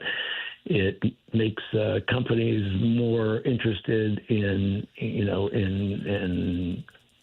being associated with our brand, associating our brands together. So it has effects well beyond just the revenue from this series. And Tom, final question that I had for you in regards to that, and I know right now we're focused on this postseason run, but the offseason comes quick, and I was curious, there's going to be a cap spike this year and then in future seasons as well. Has your team been able to discuss what that looks like financially for your group? I mean, we've started to assess that, and still trying to get more information on internal, league economics, because as cap rises, other revenues and assessments may change as well. So we're still trying to get a feel for the landscape. Tom, can't thank you enough for taking some time out on a game 2 of the playoffs to hop on with us here on Blues Flagship 101 ESPN. We appreciate the time as always. Congratulations on a great regular season, and hopefully we're talking about an evened-up series once we get back to St. Louis for Game 3. Well, thanks for having me on with you guys. There you go. Tom Stillman, appreciate him hopping on out in Winnipeg for game number 2, so see if he can even up the series for the Blues. I think when you look at the way that the Blues were constructed back in that early 2000s, Alex, that 2012 team where they ended up making the playoffs, I think there's a lot of similarities, man. Oshie 25, Petro 22, Shaddy 23, Perron 23, Berge 23 years old. Alex Steen was the older statesman of that team. He was 27 years old. Same thing for David Backes, and that feels pretty similar to where Robert Thomas is right now and where Pavel Buchnevich is right now. I think there are a lot of similarities between the two. I do too, and I mean we've been making this comp, BK, since the beginning of the season. When I told you that it feels a lot like when they made Drew Bannister the coach. It's like, man, I don't see him being the head coach of this Blues team all year. The one difference that I think I understand where Tom Stillman was coming from was the guys on the team that were young. I think with the exception of Alex Pietrangelo, all of the other younger guys had a little playoff experience because of that 2008-2009 season. So now he's mentioning, Neighbors has never experienced the playoffs. Bolduc hasn't. Snuggerud hasn't. You do have a wealth of veteran, knowledgeable players on this team, but there are some guys that are impact players. I mean, the 3 that we just mentioned are top 9, top 6 forwards for you that have never played in the playoffs. So you hope that this one, it's why I thought there was such an emphasis on getting to the playoffs this year. For sure. You hope that the taste of this, no matter what happens in the series, if you get swept in 4, if you lose in 7, or you go to the second round, the following year, every single one of those players knows, playoffs is a different level, and we've got to find a way to turn it up. And the hope is this is more 2012 than 2009. Yes, because then they missed the playoffs for 2 more years. Yeah. And then had to go through another kind of retool experience and they had a before finally getting the Ken Hitchcock thing. And that's where I do think it's very similar. Is you had Hitch, who was coach. The clear, this is the guy. You can win with this guy in place, and then it becomes a question of how much winning are you able to do once you get to the playoffs. And that's where the Blues find themselves right now with Jim Montgomery at the helm. you hope that you're at the front end of that the way that they were back in 2012. Appreciate once again the time from Tom Stillman joining us here on BK and Ferrario. If you missed any of that conversation with him, be sure to check it out on the podcast page. 101ESPN.com and the free 101 ESPN app is where you go to find it. That is all sponsored by Schaefer Door Company. Tom Stillman's interview is available for you guys over there. So is the Katie Wu interview here on BK and Ferrario. Coming up next, we're going to dive into the junk drawer here on 101 ESPN.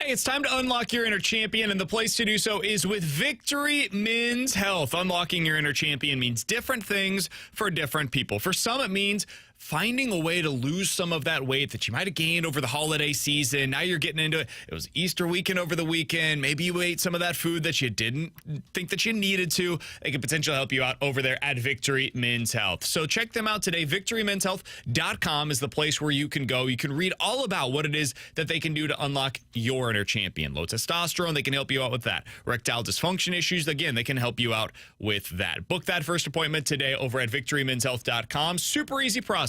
Put in your name, email, phone number. Tell them BK with 101 ESPN sent you, and then tell them what it means for you to unlock your inner champion. 4 great locations across the St. Louis area: O'Fallon, Missouri; O'Fallon, Illinois; Sunset Hills; and the location that I personally go to in Town and Country. Again, it's a super easy process for you. They can unlock your inner champion at Victory Men's Health and VictoryMen'sHealth.com.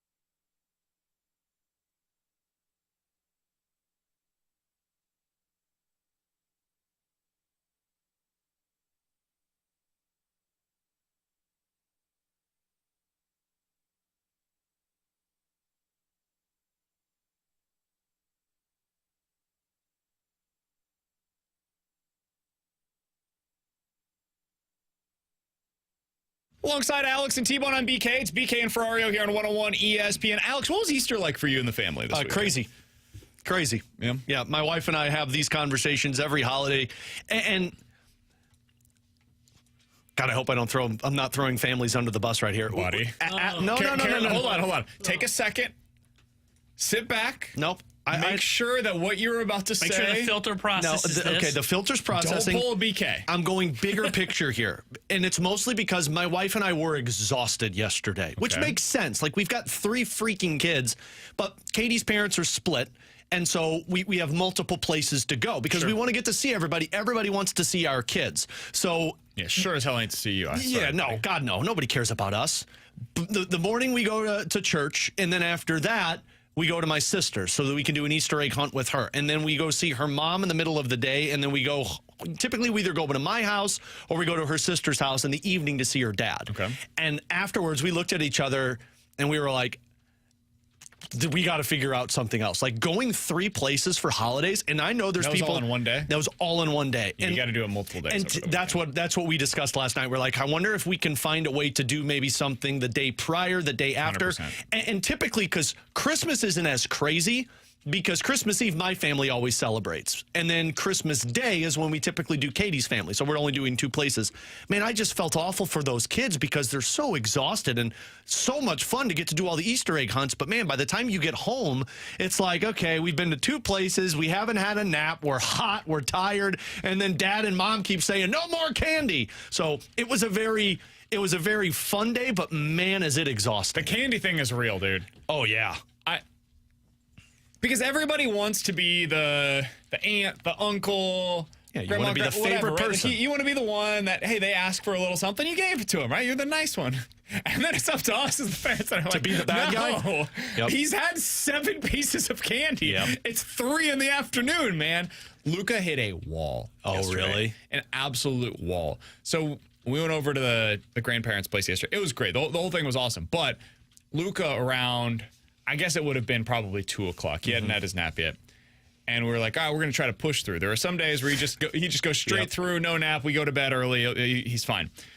Well, we thought we were going to be able to do that. And then he was like, not happening. Yep. Not having it. But her family has like 150 people. So like one room, everybody's bags are on the bed. Another room's taken by another little baby. And then we've got the third room, which has a bunch of bags on it. So I'm like trying to sit up there. It's loud in the house. I've got a White and Hoy's machine going. Just insanity. It was a blast.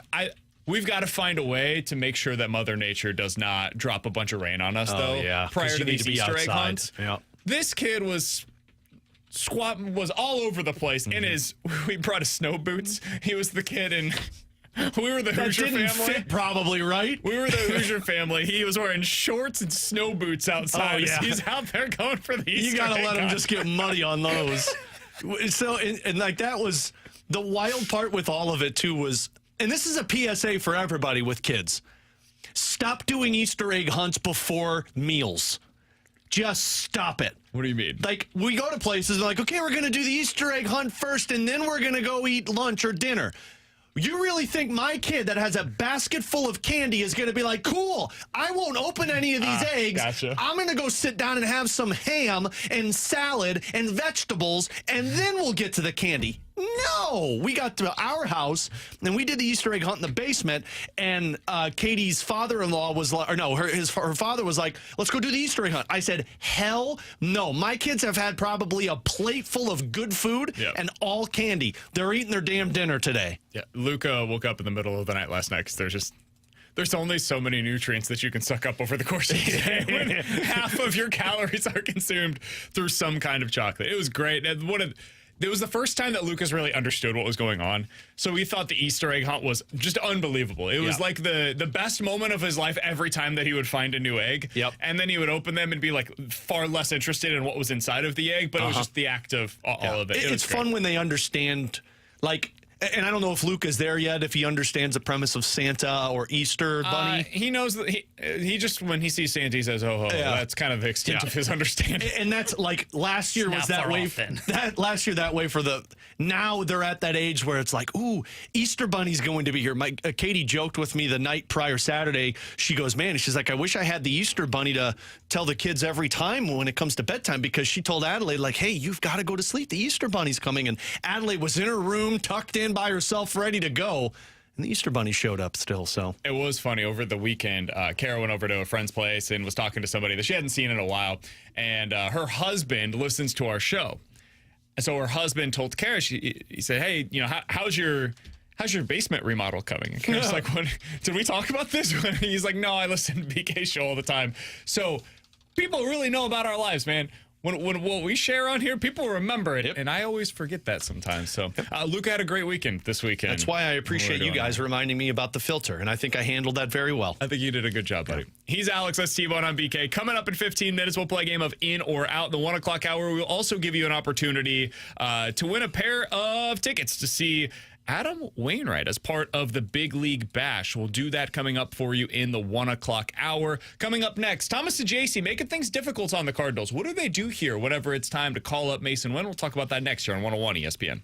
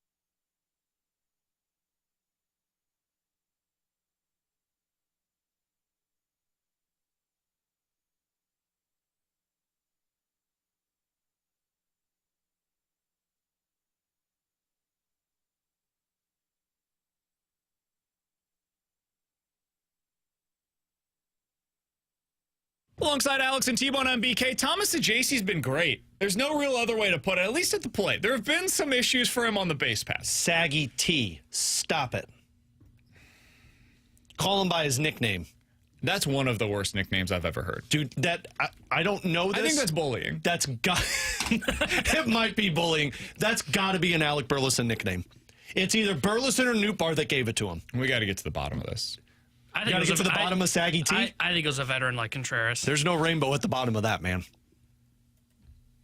You think when he gets base hit, he goes, sag on these? No?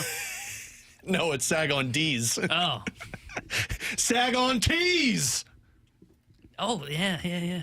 Put that on a T-shirt. That's the new, instead of the bird, it needs to be. Yeah. Somebody used to do that. I don't remember who it was. There was a team that did that. Just terrible nickname, man. And there were so many. I mean, I want to send him down just because of the nickname, but. There were so many double entendres that I wanted to use with Katie when she was on. Once she mentioned it, I'm like, oh, it's just rolling through your mind. All right, so Thomas Saggese's been really good at the plate since coming up to the big league club. He has the most extra base hits over the last week on the Cardinals. He had three of them over the weekend against the Mets when basically nobody else could do much of anything offensively. And now they've got a decision to make, Alex. It'll probably take place at some point tomorrow. That is when Mason Wynn is eligible to come off of the injured list. And naturally, like, the one-for-one replacement is Wynn comes up, Saggese goes down. That's just the way that this thing goes, and you live to fight another day. I don't think that's the way that this should be. But I do think keeping him makes things really difficult to get everybody else the playing time that they're looking for. So I understand the pull to just go ahead and make the one-for-one change. And, hey, Saggese, sorry, but this is the way that things work. But if you're going to do what they did with Victor Scott at the beginning of the season, guy earned his opportunity, and you gave it to him. He's a young player that could run with this thing, right? If you're going to do that with Scott, why aren't you going to do the exact same thing with Thomas Saggese here? I feel like that's very mixed messaging to me. And I do think there are guys that you could just pull out of the lineup right now. Like, hey, Gorman, at the beginning of the season, we thought you were going to be an everyday player, but you had a bad spring training, and it led to you getting put on the bench for the most part. Well, now, not only are you on the bench, but you're actually going to be behind Thomas Saggese in the pecking order.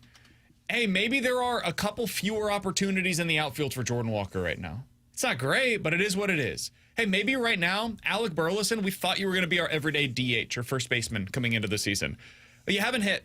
You haven't hit the way we expected you to. So you're going to have limited opportunities compared to what we anticipated as well. I think there's a way to make this thing work.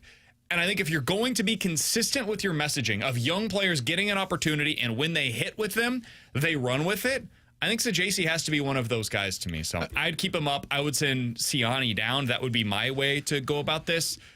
What do you think they will, and what do you think they should do, Alex? I think they will send Saggese down. I agree with Katie, and I hate it, but I agree that the Cardinals do things certain ways, and this is going to be it, to where, look, he was awesome. He's got a taste of it. We'll send him back down because right now there's just not a playing spot to keep his bat in the lineup consistently. What I would do is I'm either sending down Siani or Lukenbaker. One of those two options, because I think Siani, I'm not 100%. You're probably not going to play him if he can do the outfield. You're not going to do it because he hasn't gotten reps out there. But if he's here, could you use Brendan Donovan in the outfield a little bit more so that Saggese can get some second base opportunities? Or if you're sending Lukenbaker down, well, now the DH spot opens up when you're going up against lefties because I would Burleson's. not do that with Baker. If you're trying to get Saggese in, those are the only two options. And Siani makes sense, but, I mean, we already aren't even seeing Siani much now. You're only seeing him late for defensive replacements or pinch hitter or pinch runner situations. So if you keep Saggese and send Siani down, you're essentially just putting Saggese on the bench and saying, we'll get to you at some point. And I don't know if that makes a whole lot of sense for him because his bat's playing so well. You've got to find a spot for him to play at second base or at the DH position.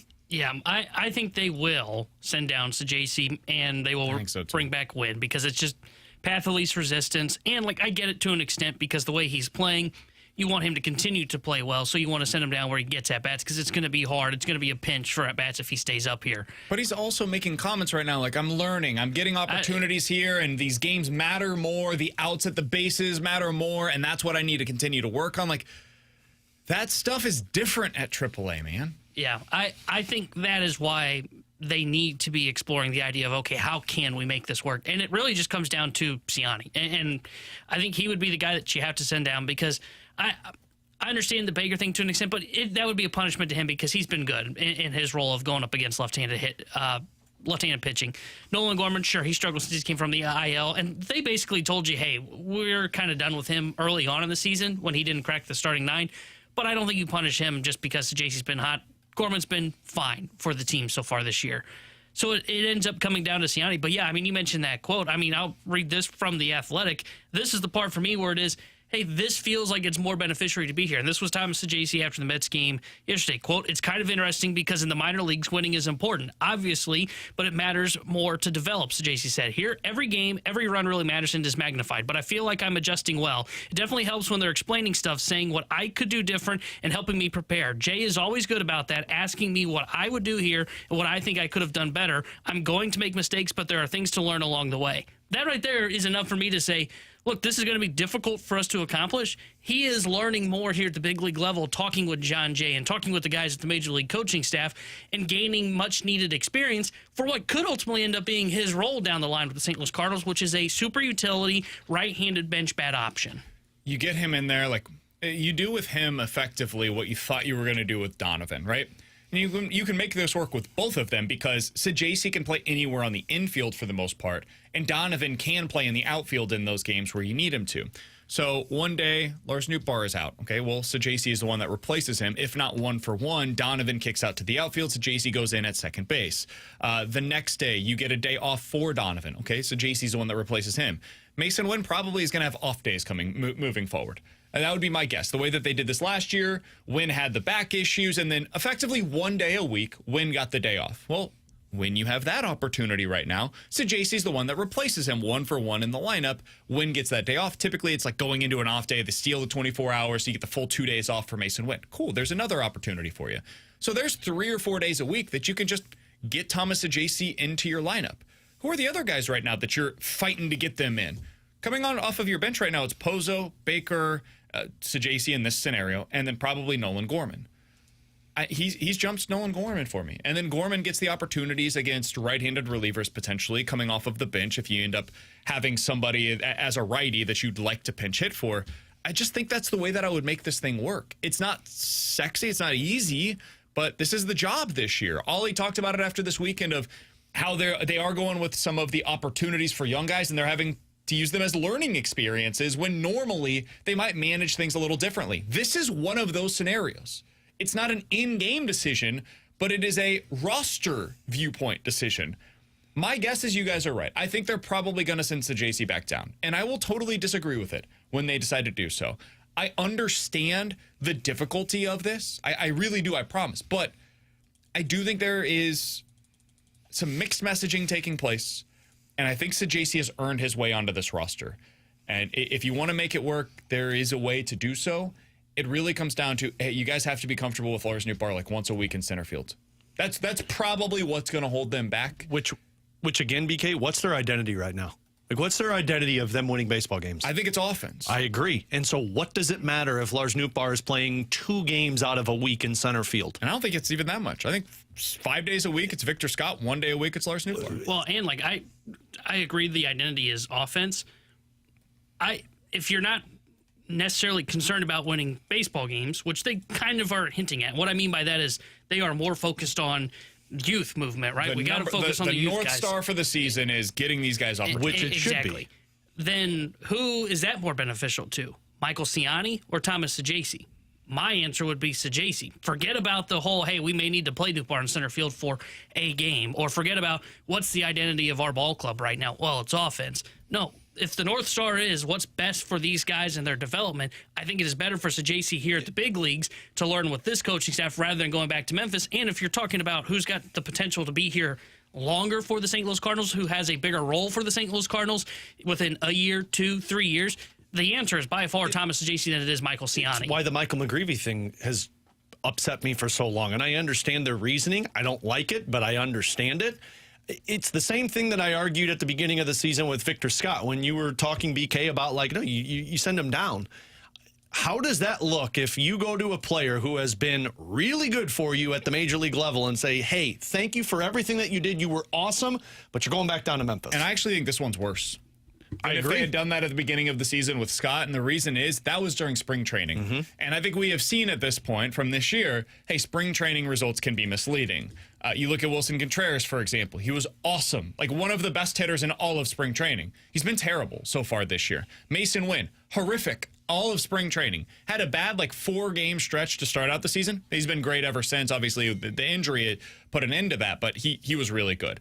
Victor Scott's spring training results did bleed into the season, but since he's been a below league average hitter, he's had his struggles for sure. I think we have seen those can be a bit misleading.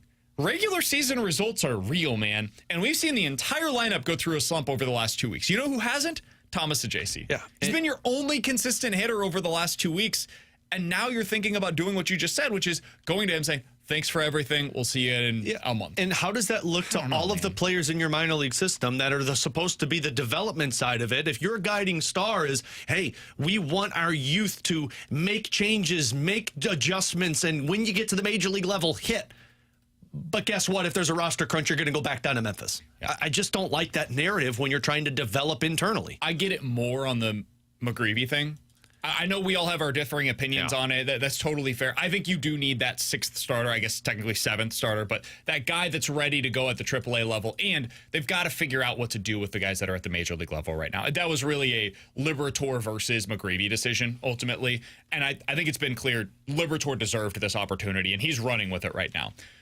But regardless of how you feel about that, if you already did this with one player in center field, I think now you probably have to do it with another in Thomas Saggese. Their retort, just because we've been very one-sided on this conversation talking about how it should be Saggese, and I think it should be that, but if I was going to argue devil's advocate here, they would probably say, yeah, what you guys are talking about with Ciani and the limited opportunities that he's been able to get so far this year is why we have to send Saggese down, because Saggese would then be inserted into the role that Michael Ciani has filled so far this year. Once you do get that Mason Wynn spot back, I would just argue hey, I disagree with that. I don't think that has to be the role that he goes into. It just becomes a revolving door of every guy has a day off in any given week, and Saggese's the one that replaces him. So I think this can work. It becomes very difficult, but I think Ollie is pretty good at this typically of finding ways to get guys days off, and Saggese could be the one that ends up doing that for you. All right, in 15 minutes, we're talking to John Forslund, TNT's broadcaster for the Blues game in Game 1 against the Winnipeg Jets. We'll get his thoughts on what he witnessed in Game 1 in Winnipeg. But coming up next, 314-399-9646 is the Air Comfort Service X line for In or Out here on BK and Ferrario.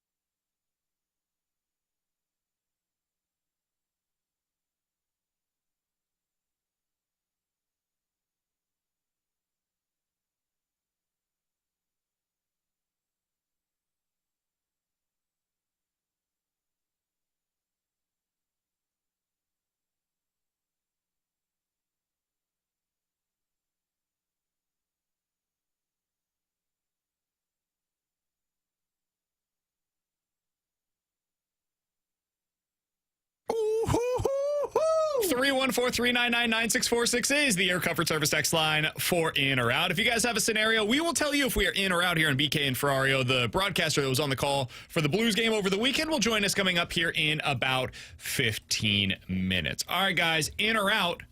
The Cardinals season for most fans will be over by the middle of May.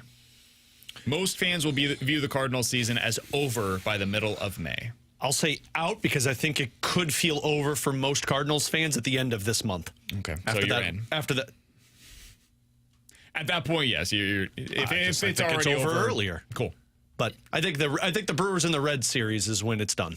I mean, I think most fans are out already. I think they're done after the Mets series. I think this was the one. Busch Stadium tells you that. Yeah, I mean, Busch Stadium tells you. I get the sense that they're just not going to get fans back this year. So I'm in. I think it's already over. I'm in as well. It sucks. I thought they had a real chance this weekend to take 2 of 4. I thought that would have been considered a solid series in New York. Not overwhelming, but a really solid series. You put yourself right around 500 heading into the Atlanta series, and then you come back home, see what happens against Milwaukee. Instead, you get swept. Now you're set up. Atlanta's in a really interesting spot right now. They've got 2 stud starters on the mound over the next 2 days. I don't know if you guys saw, but Ronald Acuna Jr. called out their manager over the weekend. Oh, that doesn't bode well. For Jared Kelenic not hustling. It reminded me so much, honestly, of like the opposite of what happened with Tyler O'Neill here in St. Louis, where Ollie calls out Tyler O'Neill, and it felt like that kind of swayed the clubhouse on his side. It was the opposite with Atlanta. Their clubhouse seemingly broke with Snicker, who's a really good manager, at least a well-thought-of manager in that moment, based on the way that he did not handle that spot. So I don't know how they'll react to that. That could go in one of 2 ways, right? Maybe that's the rallying cry and they end up going on a crazy run because of it. Or maybe that's the moment where we should have known. We look back on it and say, like, man, stuff was weird right then. They did not have a good record. And then the manager's getting called out publicly by their star. And then things went totally haywire after. Could go either way. I'll be interested to see what happens here. But I'm with you. I'm in. I think that this thing's going to, unfortunately, potentially go off the rails. Guys, Alex? In or out, Craig Berube is going to take the Maple Leafs to the conference final. They have an interesting path there. Dude, I don't know if you guys watched it last night. I mean, Ottawa had a lot of shots on goal. Toronto dominated Ottawa. Absolutely. Their goaltending was incredible, and offensively, everybody was chipping. Like, Berube has found a way to get that playoff magic into that locker room. I thought they would have a pretty good shot at not only winning this series, but making pretty quick work of it. The one that lies ahead is where I just don't know. Tampa versus Florida? Yeah, they've got Tampa and Florida as their second-round matchup, one of those 2 teams. And that's been the bugaboo for this team for a decade, seemingly. Mm-hmm. So I'll say out. I think one of those teams ends up advancing beyond the Maple Leafs, but Toronto's good. I think the last time Toronto won a playoff series, though, they beat the Tampa Bay Lightning. Didn't they beat them in 7 games a few years ago? Boston's been the team that's knocked them out, so... and I think Tampa's going to beat Florida in this series. I could be totally wrong when they play their game 1. I think that's tomorrow night. But I'm in on this. I think Berube has got that team invested in the style of hockey that needs to be played. Yeah, I would say out because I don't think they're getting past Tampa or Florida. That's the only hesitation I have in that one. They looked great last night, but I just don't know if they're getting past that second round. Guys, in or out? Robert Thomas will have the most points in this series against the Winnipeg Jets. Out of anybody on either team? Out of anybody on the ice. Say that again? Robert Thomas will have the most points out of any player on the ice in this series. I'll say out because I think that Winnipeg is going to win this series. I think one of Scheifele or Connor, likely Scheifele, ends up with the most points. When did you become an honorary Canadian? Connor had 3 points in that first game. Scheifele had 3 too, didn't he? Or did he only have 2? They both had 3. Did they? Yeah. I'm going to go Scheifele as the one that ends up with the most points in this series. Yeah, I'm going to go Scheifele as well. I do think that there was another level to Robert Thomas's game that lacked in that game number 1, but I also put a caveat in there. I don't think he's 100%.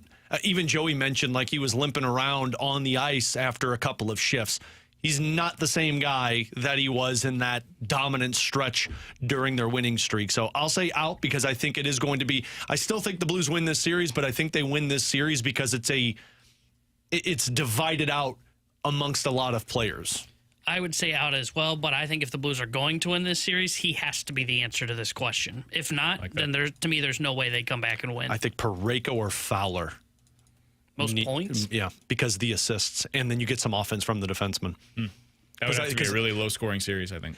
That's probably good for them. Which honestly, don't look at that score and be like, oh, this is going to be an offensive-heavy game.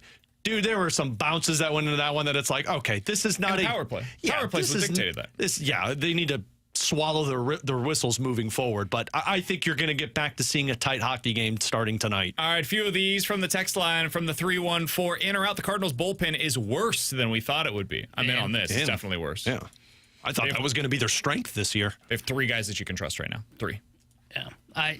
Fernandez stuff just isn't as crisp this year. And JoJo's stuff isn't as good, but that was really something that had popped up last year right around June, I think it was. June or July. His stuff kind of diminished where there was like a stretch where he forgot he was in the bullpen. He appeared like once in a month. So, yeah, I'm definitely in on this. Who are the guys? Leahy, Maton, and Helsley? Yeah. And they used Leahy in weird spots, I thought, over the weekend. Why would you not have Munoz back up here and send Fernandez down? Well, now they got to wait because they sent him down. Yeah, I know. But why wouldn't you have done that? At the time, Fernandez was still struggling. I would do it today with O'Brien. O'Brien's been really good. Struck out the side yesterday. Why are Munoz and O'Brien not on this bullpen roster? So Munoz, I understand they decided to get Swanson back up here. Their starters have gone deeper into games, so you haven't needed him just yet. To me, you should have O'Brien up for Fernandez. What they are saying publicly, though, is they need Fernandez to work through this stuff at the big league level. They would certainly know that better than we would on the outside looking in.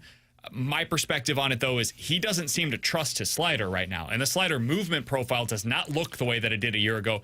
I would think, again, from the outside looking in, I would think that's easier to work on at the AAA level where the pressure is not as great as it is at this level. That's what I was going to say. Like, why? Like the hitting I can understand. Like, look, work through it at the major league level because minor leagues isn't going to help you in that front. It's different. The pitching feels, I mean, we saw Palante fix it last year in about a month. Correct. I don't understand why you'd look at it and say, go get this figured out against some lesser hitters so that when you get back up here, you're confident. To me, it's similar to the Roycroft thing where it's like, man, eventually you get your face kicked in so many times. Exactly. Yeah. You're going to lose all of the confidence in that pitch. And it feels that way right now for me with Fernandez.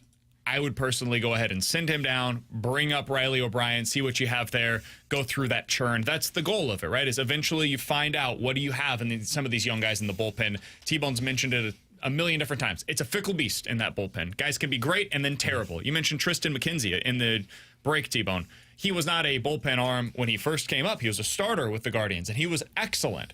It's just gone. Over the last 2 years, he's been terrible. DFA'd today. Yep. And he was one of the best young arms in Major League Baseball like 3 years ago. Go get him.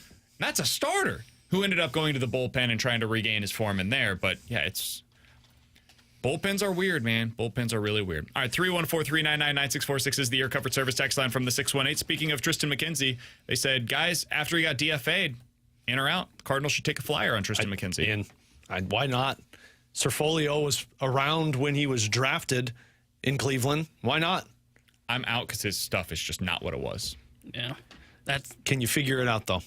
Why not take a shot? If anybody could, I would have thought that it would have been the Guardians. That's a really good organization when it comes to pitching, and he's been the worst pitcher in baseball this year. I get it, but, man, like, again, it's why not take a shot on a 27-year-old pitcher to see if you can find some magic and regain it? He's just not the same player. Yeah, I don't see a need for it. I mean, I would ask Dusty Blake if I were the Cardinals, hey, is there something in this guy's profile that you think you can fix, right? That was the whole thing with the Mets with Griffin Canning. Canning was a broken piece, signed a minor league deal, but why did the Mets sign him? Because they thought there was something that they could use that would play well for him. If the Cardinals think they've got that, then sure, they should take a flyer on him. But based on his profile, the way it's looked, he doesn't look like he's worth it. I'd say out. Yeah, if they decided to do it, you put him in the bullpen, see what it looks like. He takes the Fernandez spot. I'm not necessarily like totally out on this, but there are very few reasons to believe that he would get it figured out here. I just don't see the harm in taking a shot at a 27-year-old to where it's like, hey, if you get through, and look, I know I'm living on ifs right now, but totally. You get it, 28-year-old potential starting pitcher next season. Dusty Blake is supposed to be a guy that could do it. I'd like to see if you could take a shot, and no harm, no foul. If it doesn't work, you move on. Coming up in 15 minutes, we're going to hit the BK and Ferrario Rewind, give you our final thoughts leading into tonight's Game 2 between the Winnipeg Jets and the St. Louis Blues. But next, John Forslund. He was on the call for Blues versus the Jets in Game number 1. He will join us via the Callier and Thompson hotline next year on 101 ESPN.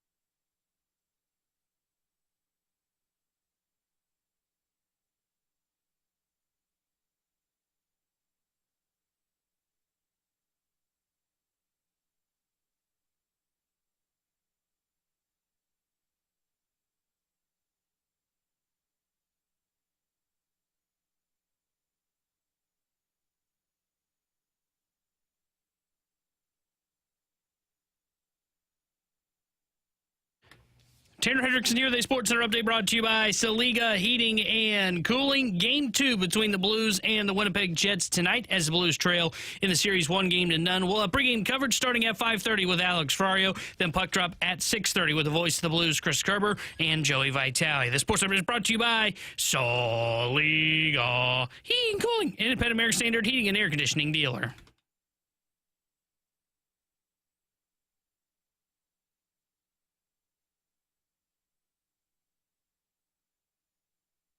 Alongside Alex and T-Bone, I'm BK. Happy to go out to the Callier and Thompson hotline to be joined by TNT broadcaster for the Blues game versus the Winnipeg Jets. Typically, you hear him on the call for the Seattle Kraken. He's John Forslund joining us here on the show. John, we appreciate the time, man. We've been talking a lot about this game today. What was your biggest takeaway from game number 1 between the Blues and the Jets? Well, usually, and thanks for having me, guys. Usually the first game of any series, over time is always kind of giving you an opportunity to look at the two teams and how deep and how long the series might be. And based on game 1, it looks like this could be a long series. It's going to be hard fought. It's going to be determined in the interior of the ice. A lot of the things you look at in a playoff game, and the games you look at it with a favorable approach are the ones that take on those dynamics. So that's what I see happening here. I think both teams accomplished what they wanted to. It boiled down to maybe a little bit of a breakdown defensively on the winning goal, but it came late in the game. Both goalies played well. I think Binnington played a little bit better than Hellebuck in game 1. That's going to be interesting to see how that plays out over the course of the series, but it's hard to determine who has an edge based on the first game. John, for people that don't know, you're the voice of the Seattle Kraken, so you saw plenty of the Blues this season in the regular season, and in fact, you saw them back in February when they won 7-2, and that was before that 12-game win streak, and then you saw them to the second to last game of the season. If you can remember those 2 games between the Blues and the Kraken, what stood out to you in terms of the differences of their play? Well, I think, and it's more than just whatever happened, against the Kraken, because when you look at the season series between Seattle and St. Louis, there was a rout where maybe the Kraken played their worst game of the season in St. Louis. There was the game at the end of the year, and I always call the period of time that exists between the trading deadline and the end of the regular season a silly season, because you have teams who are just trying to get to the finish line. They're not completely emotionally invested in what they're doing. They want to be healthy. You got teams like the Blues who are in desperation mode, where they've been playing playoff hockey for the better part of 2 months just to get in. And then you've got the loosey-goosey teams like the Kraken, who didn't have anything to play for, who are playing without pressure. And maybe, some guys are trying to show management what they can do in the following season, or if they need a new contract or whatever the case is. So I don't put a lot of value on that. What I do put value on is the fact that I saw the Blues 2 or 3 other occasions on Prime Monday Night Hockey for Amazon in Canada. And I'm the primary voice of that package. And most specifically, I saw them roll into Winnipeg and put their winning streak on the line and play a hard-fought game. They ended up losing that game to Winnipeg, but that was a precursor to me of what this matchup in this series was really going to be all about. They're very similar, the two teams. They come from the defensive end out. They're both well coached. The Blues, I think, in this series, to get the edge, will need 2 things. They have to win the net. That's number 1. Number 2, they're going to have to really get on their forte, which is their forechecking. Their fourth line has been exceptional that way all season. Fox's group has been very good. Jimmy Montgomery loves the way they play. Not every line can play that way because other lines are relied upon in terms of scoring. But you can force Winnipeg's defense to cough the puck up. You can force them into turnovers. And if they're successful at that, they're going to have a chance in this series. Special teams are special teams, and we can analyze that all we want, but the Jets have the firepower, and they have the best power play in the league all season. I don't think that's going to change in the postseason. So, again, the Blues, going back to a cliche, which we often hear, stay out of the box, be disciplined, all those things are important. But to me, I think it's how forceful the Blues can be with their team game. Is that going to make it harder for the Jets to perform the way they want on the way out of their own zone? If they can get to that, they might have success here. John, what did you make of the change within the game? Because that first period, the Blues dominated. The third period, Winnipeg dominated. The second period was kind of starts and fits for both teams. It was really about the special teams. What did you make of what changed between that first and third period? And did Winnipeg figure something out, or was that just sometimes weird stuff happen? What'd you make of that? No, I've been in that building enough this year to know that, when they get momentum, and you look at their record in the third period and their goal differential, it's off the charts, right? And so they own the third period, and I think the opponents know that. When you go into Winnipeg, be careful. If they have the lead, they're almost unbeatable. If they don't have the lead, they can come back and will. And they have had a great success rate this season. Very proficient, sixth attacker. They can score late. They can get buzzer beaters and so on and force games in the regular season and overtime. Same thing's going to happen in the playoffs. To me, again, it was what my previous point was. How forceful do the Blues want to play? And I thought for 40 minutes they were exceptionally forceful. I thought they played really well. And I think what they did prove to themselves was this. We can beat this team. And for two-thirds of the game, we might have been the better team. And our goalie was better than the other guy. That's what I think the Blues and their coaches were dwelling on yesterday and this morning, leading into the game tonight. To me, that's what I would think a team would be looking at. Yes, you lose the lead, but that's not the first time that's happened. That won't be the last either. Winnipeg's that good. But don't get into a position where you're conservative in the third period. If it's a tie game, if it's a one-goal differential, either way, the Blues have to play the very same way irregardless of the score. That's what I think they're going to have to do. And again, if they eke out a win tonight, they're in the driver's seat. That's going to be very interesting because I want to see how Winnipeg handles pressure. It's not easy to win the President's Trophy and roll in, and they do have demons from past playoffs, especially in goal. When that starts to become a narrative, and we kind of talked about it the other night, when that becomes a narrative again, then that, no matter what Connor Hellebuyck says about his playoff record, you guys being the media are making a bigger story out of this than I think it is. No, if you continue to be just okay instead of stellar as you've always been in the regular season, then all of a sudden there's an edge for the Blues. So that's a psychology I think that'll be in play as the series moves forward. That was one of the bigger things for me too, John, and why I felt like Game 1 was so frustrating because it's like you pierced the shield of Connor Hellebuyck and the Winnipeg Jets, but you weren't able to follow through with it. And for somebody who has called tons of playoff hockey, John, what's the importance of a Game 2 when you have the potential of evening it up or going down 2-0? Teams have to come out of it. That's a great question. Teams have to come out of it with belief. So the Blues, can ill afford to take a step back tonight in their team game. If they do, and they for some reason get dominated, even though you can swing a series by going back home, that's not going to be the case because I think there'll be that seed of doubt that is hard to erase no matter what players and coaches say about it. So if they play the same way as they did in Game 1 and it's close again, should they lose? It's not curtains. It's going to be hard, but it's not curtains. Should they win, look what happens, right? To me, that's what they come out of the first game, with. And when we saw last night, Toronto getting it done against Ottawa, that should be a good series, a long series, but there's no question who the better team was in Game 1 and probably should have been. Carolina rolls New Jersey, dominates the game, outshoots them by a wide margin, controls the territorial play. That's the way the storybook should go in Game 1 and did. For the Jets, as the President's Trophy winner, and this is the second wild card team, you would think, they got 30 wins in that building. You would think they would come out and dictate the game better than they did in Game 1. So maybe they seized up. Maybe, they had to get over their own psychological hump. I don't know. Only they can answer that. But I think the Blues proved enough to themselves that they can have success in this series and make a run for it. John Forslund is our guest here on 101 ESPN. He was on the call for the Blues versus the Winnipeg Jets over the weekend. He is also the voice of the Seattle Kraken on the TV side. He is the broadcaster over there for Seattle as well.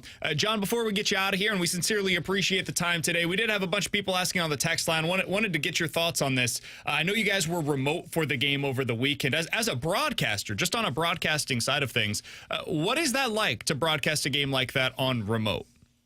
It's really hard. It's exceptionally hard to do hockey that way. It's unfortunate that had to be the case. So this will be somewhat of a long-winded answer. Just bear with me. Sure. Number one, the decisions to do something like this are thought about for a long time with not a lot of time to make a decision. So by the time the league was settled on what the matchups would be for Saturday, and with TNT getting 2 games, it was probably Wednesday or Thursday of last week. It looked like for a while there the Leafs were going to be the Canadian team involved and not Winnipeg. But then it presented itself and they had to make a decision. I'm not going to speak to that because, they have to make these decisions high above my pay grade, and they do. So now you're presented with our situation. Now, it's hard to produce the game. It's hard to go off what they call a world feed and produce everything from a control room. Everybody wants to be there. I'm sure the people that made the decision up top wanted us there too. It's just this was the way to make it work for night number 1. It was consumable for at least it was on. Was it ideal? No. Was the audio mix not what it needed to be? No. And then you get to the actual game call. And for us, looking at a screen, and we went through enough of this during the pandemic. Yep. It's never going to be the norm, nor should it be, because you sell your fans short when you do these things. But you can't see the officials. You can't, on delayed penalties, you're not 100% sure. I mean, penalties, as you guys follow the game well enough, sometimes these calls, there's a gray area. I mean, you don't even think there is a call, and all of a sudden there is a call. When you're not in the building, you can't see the arm go up at the 2 referees. You're not sure. And when you're not sure calling a hockey game, I'll tell you, it's scary. I've been in this business almost 40 years. I've done a boatload of national television. But calling a hockey game off the monitor is not the same as, obviously, golf or baseball. Even football. Even football would be a lot easier to do it. But you've got to be in the venue.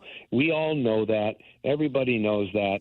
It's a situation that's not going to present itself, I don't believe, in this series again. I'm moving on to Minnesota Thursday night when TNT gets it back. ESPN has it the next few nights, and then I'm going into Denver, Eddie Olczyk and I, for Saturday night, and then we'll move on. I hope I'm back on this. I hope we're in a deciding game, Winnipeg, St. Louis. I'm going to love it, and I know we'll be in the building. Yep. I know that'll be the case. So we did the best we could, and I watched it back myself as I flew out of there yesterday.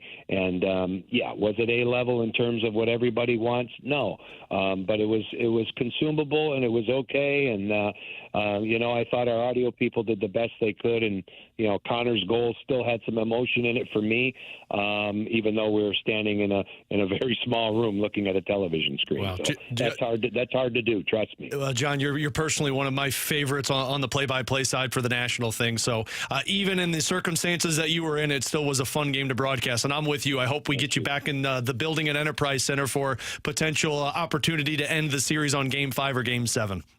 I love St. Louis. I hope I get a chance to get there, and I think there will be a case. I think this is going to be a long series, guys. I hope we all enjoy it. Thanks, Appreciate John. you. As John Forslund, thank you. Turner broadcaster, also does all of the calls for the Seattle Kraken as well. As he mentioned, a bunch of national gigs as well on the Canadian side of things. Wanted to give John an opportunity to just address that, because I know it was a storyline coming off of that game on Saturday. Alex, we've had situations like this. Sometimes you got to do what you got to do, right? Your company makes a call. You, as a broadcaster, just have to do the best with whatever the circumstances are. That's obviously not John Forslund's idea to do the game away from Winnipeg in this scenario, or wherever the game was being broadcast in any other situation. He has to make the best of what he's got. What I think is crazy is the way that they do these games. Like, no other sport would do this, where you have 4 different networks seemingly that are almost competing, and 4 different broadcast crews that could be doing the same series. That's insane. You should be, in my opinion, and this is, all I can speak is for myself. I'm sure they have reasons why they do it the way that they do. But to me, you should have a crew that follows the series, because then you can build upon the storylines. When you're in it every day, it's different. And whether that's a local side of things where you can watch Jamie and the guys on FanDuel, or a national perspective where you feel the tension building as the series moves along. The only way you can have that is if you were there in person to witness the whole thing. So to me, I think that the hockey world needs to change the way that they navigate the broadcasts of these games, but that's a bigger story certainly than what any one broadcaster. Well, and I thought John was honest and laid it out perfectly. And the other factor that I know for a fact that with John Forslund, because I've seen him in the locker room, is you don't have the opportunity to work the players and talk to the coaches and get the information before the game, which gives you more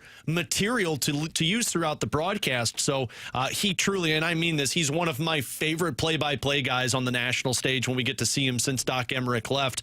And it does suck, but I mean, we've seen it locally, like Curbs and Joey have had to call games. And I think that was just the ramifications of the pandemic to where companies saw like, hey, we can do this. Does it sound great? Absolutely not. But you find a way to push through. And again, I'm glad for John to get back in the driver's seat because I know that's got to irk him. It irks any broadcaster. When things don't go well, you listen to it, you stew on it, and you're like, man, I need to do a make good with that. He's Alex, that's T-Bone. I'm BK. We'll give you our final thoughts heading into Game 2 of this series between the Blues and the Jets next year on the BK and Ferrario Rewind.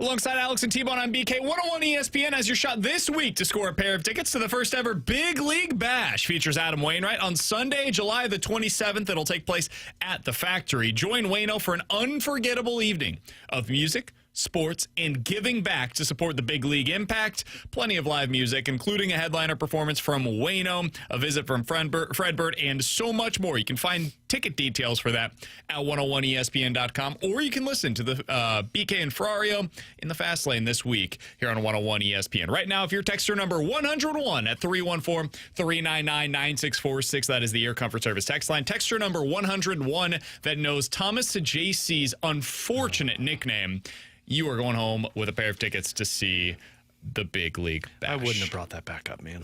I feel bad. I feel bad for him. It's not good. They've got to change that. I feel like to send him down.